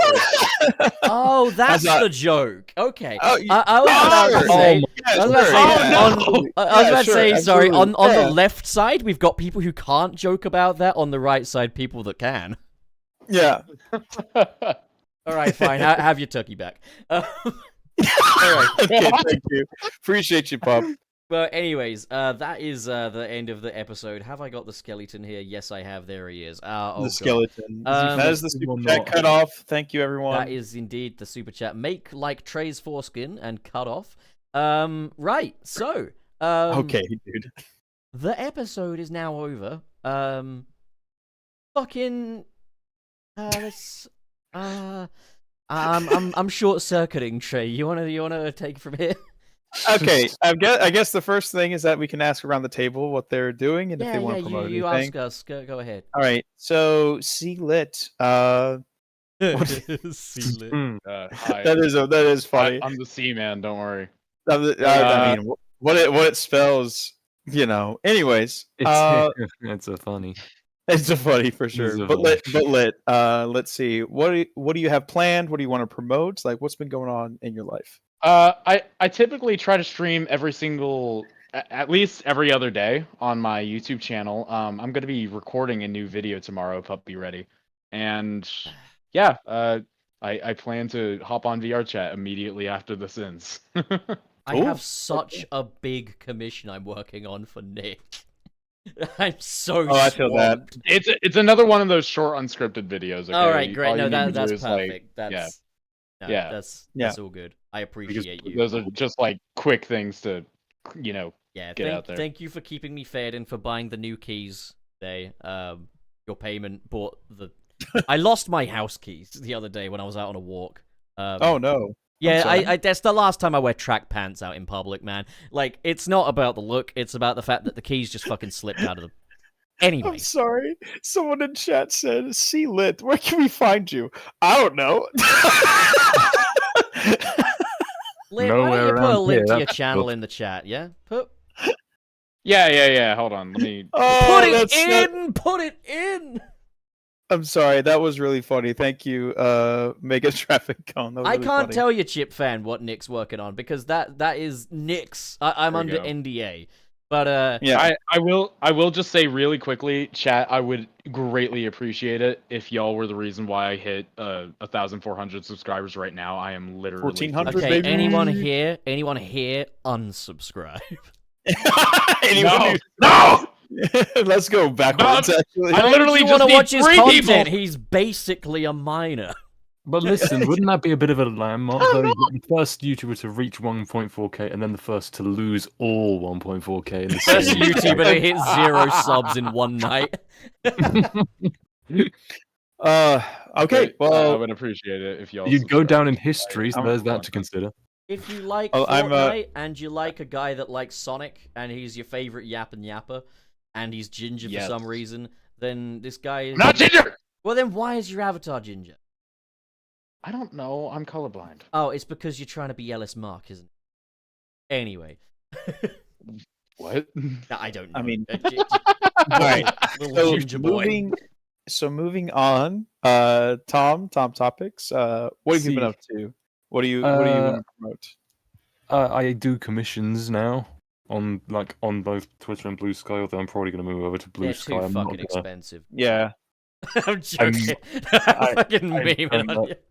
I don't know would if the definitely. prices are good or not, but I came up with something. I've opened them up for 3 days, so I'm still waiting for an order to come in. So I'm Yeah, open no, for heard work that. now. They're worth every penny. Have some turkey. Well, everyone. Turkey does not pay for the rent. Turkey Tom. The turkey is completely unrelated. No, to I am the not. money. No, do not give a turkey to me. I am not Turkey Tom. Do not. Yeah, exactly. Come on, Um, do some commentary. Who's done a boo boo on the internet today? Turkey. You did a boo boo on the plate. No, I didn't. That's my turkey. Don't criticize my turkey, okay? Your turkey. Oh, your turkey. It was your turkey. You Alright. gotta blame everything on your turkey. You got any more So- Rouge the Bat pictures for me? Shut up. I Bring Gotta me feel you. pictures of Rouge the Bat immediately. I will say, moving over to Blue Sky is definitely the smarter It's just- option. It's just gonna be difficult to gain as much. Yeah. It already took nearly 5 years to not even get 1,000. I'm at Don't worry 800 about it. I'll right get you to now, 1,000 million. I'll retweet one of the things you. Sorry, I'll repost one of the things that you put up on Blue Sky. We can say retweet over in Blue Sky. No, I'm gonna say I'll recloud it. recloud it. Cloud, okay. I'll re-rain it. Any little There you help, of course. Yeah. Oh, for sure. I know that like Twitter or X, they're doing like the AI. I guess like Ew. Yeah, starting from today, I think thing. it is. All images Yeah. uploaded are going to be used to train AI models. Like, I'm not fucking doing that. I'm done with posting shit on Twitter now. I'm just moving over to Blue Sky for artwork related posting. If I do post anything on Twitter, I'm going to put a filter over it to poison it. Just from post AI. a shit ton Yeah. of Mario Goatsy to train that Yeah, AI. just put up a lot of pictures of anuses. I'm Super trying to Mario find a 64. picture. Like, Tom, do you have any pictures you want me to throw up on the screen? What about this one of Rouge here? That'll get people Yeah, sure. Hang on. Let me see if I Alright. can put any in back rooms. straight in the I've wank. got- All right. Anyways, Oh, all right. So I've got my 2 commission sheets up that I can send these through. God. Shut the fuck. good. Alright, but we just make this. That's a Tom Topics original here. The man does draw porn. No. It's lucrative, honest to No. God. If there's any artists out there, I would highly recommend making Sonic It's porn. not, though. It would be so lucrative. It would be so cool. It is very good art. It would be It is so very good. awesome. Yes, it would be so awesome. so cool. But, Okay, I'll get your commission sheets up there. Danke. You don't have to, but danke. Chip fan just goes like, hell yeah! Hell yeah! Congrats, Tom. Yeah. You've officially made Chip fan splooge. You have officially done that. I've officially made Chip fan not hate That's my what gut. Rude should That's look the like. awesome bit. I'm hard. I can't wait for Chip fan, calm down. Rouge was not can't- reduced. I can't wait for She was whenever nerfed, that's people- what happened. She wasn't I can't wait nerfed either. She, Oh, well, the in time she jewels. was. She but- wasn't. They I can't pulled wait. her shirt up a little. Oh my gosh. I can't wait until like we see like people replaying the stream, and then that's like the most replayed point is Oh yeah. is Tom I mean, talking. I'd Rouge choose to thing. take that as a compliment. Honestly, I'd choose to take that as a compliment above all else. Yeah, Oh, she's back. but anyways, You're just focusing on her. Okay. God, she's so sick. Anyways, let me just look. I'm just trying to rescale the fucking images, Tom. You prick. Yeah, as I see. You're a jerk. So, like, I having a don't think very anyone good- should commission you. In fact, I think they should take money from you. I mean, I hope not. I hope my first. Oh look, commission- it's hang on. Can do humans, anime, animals, Sonic characters, Anther. Cannot do NSFW. Boo. Gore. Political. Because we all know how much you love Trump and excessive You woke detail. bitch. whoa. Yeah. So So you say you can't do NSFW, yet you drew Rouge the Bat. You really don't understand anything, do you? well, with that, Pup, what do you have going on, my friend? You know what do how you it have? is. Moving on. Aside from editing something for Nick, which I can't tell anyone about because I could smell Okay, weed 2K. outside my window. Cool. And then also, I'm working on the first episode of my Sonic movies retrospective, starting with Sonic 2. No, that wouldn't make any sense. Sonic 1. Okay. You know Heck how yeah. it is. And because, like, obviously the time I reviewed it originally was when it came out, and God, that is some potent stuff. But also, like, you know, the perspective and everything, you know? I really want to go into detail about talking about how this was a product of where the Sonic franchise was at, but at the same time opened the floodgates for a new era. So, yeah, there's a lot to discuss. But Trey, what the fuck? What the fuck are you doing? So I just got back from Sonic Expo. I was the head of AV over there, and it was a fantastic time. I did a panel with Nick, game apologist, at Expo, and that is uploaded on his Patreon. So if you want to hear me and Nick talk about the Western American side of the canon for like an hour, then you can go to his Patreon and look at that. Aside from that, still writing and recording music. In fact, like after Expo, it's given me a lot more motivation to really like hunker down and do like content creation, you know, and things of that nature, and try to like really grow myself as a musician and as an overall presence, like within this community and outside of it as well. So I'm excited for the future. It's gonna be awesome. Hell yeah. I'm Gonna excited go for you, far, man. I can tell. Yeah. There's a person squawking outside. Oh, and there's blue lights. Someone must have called the popo. I wonder what's going on. I don't know. Drama. I think the police were called. Yeah, I Oh think no, shit, Lit. It could also be an ambulance for all anyone knows. How about you describe it to us in great detail over the next 2 hours? I mean, I could do a commentary, right? It's gonna be like a crime. Yeah, do a commentary right crime now. in the city. Yeah. Right now. Yeah, or We're we gonna could, just, hold we could just leave. Whoa, that criminal's doing a city escape right now. Whoa, Jet Set Radio in real life? That's crazy. You just start hearing Radical Highway in the background as somebody You just hear Black Doom. You Just look out the window yeah. and you see that one video of that guy skating away from a cop car. Yeah. He's got a massive Bluetooth That's speaker great. just blasting Radical Highway. I love that video so much.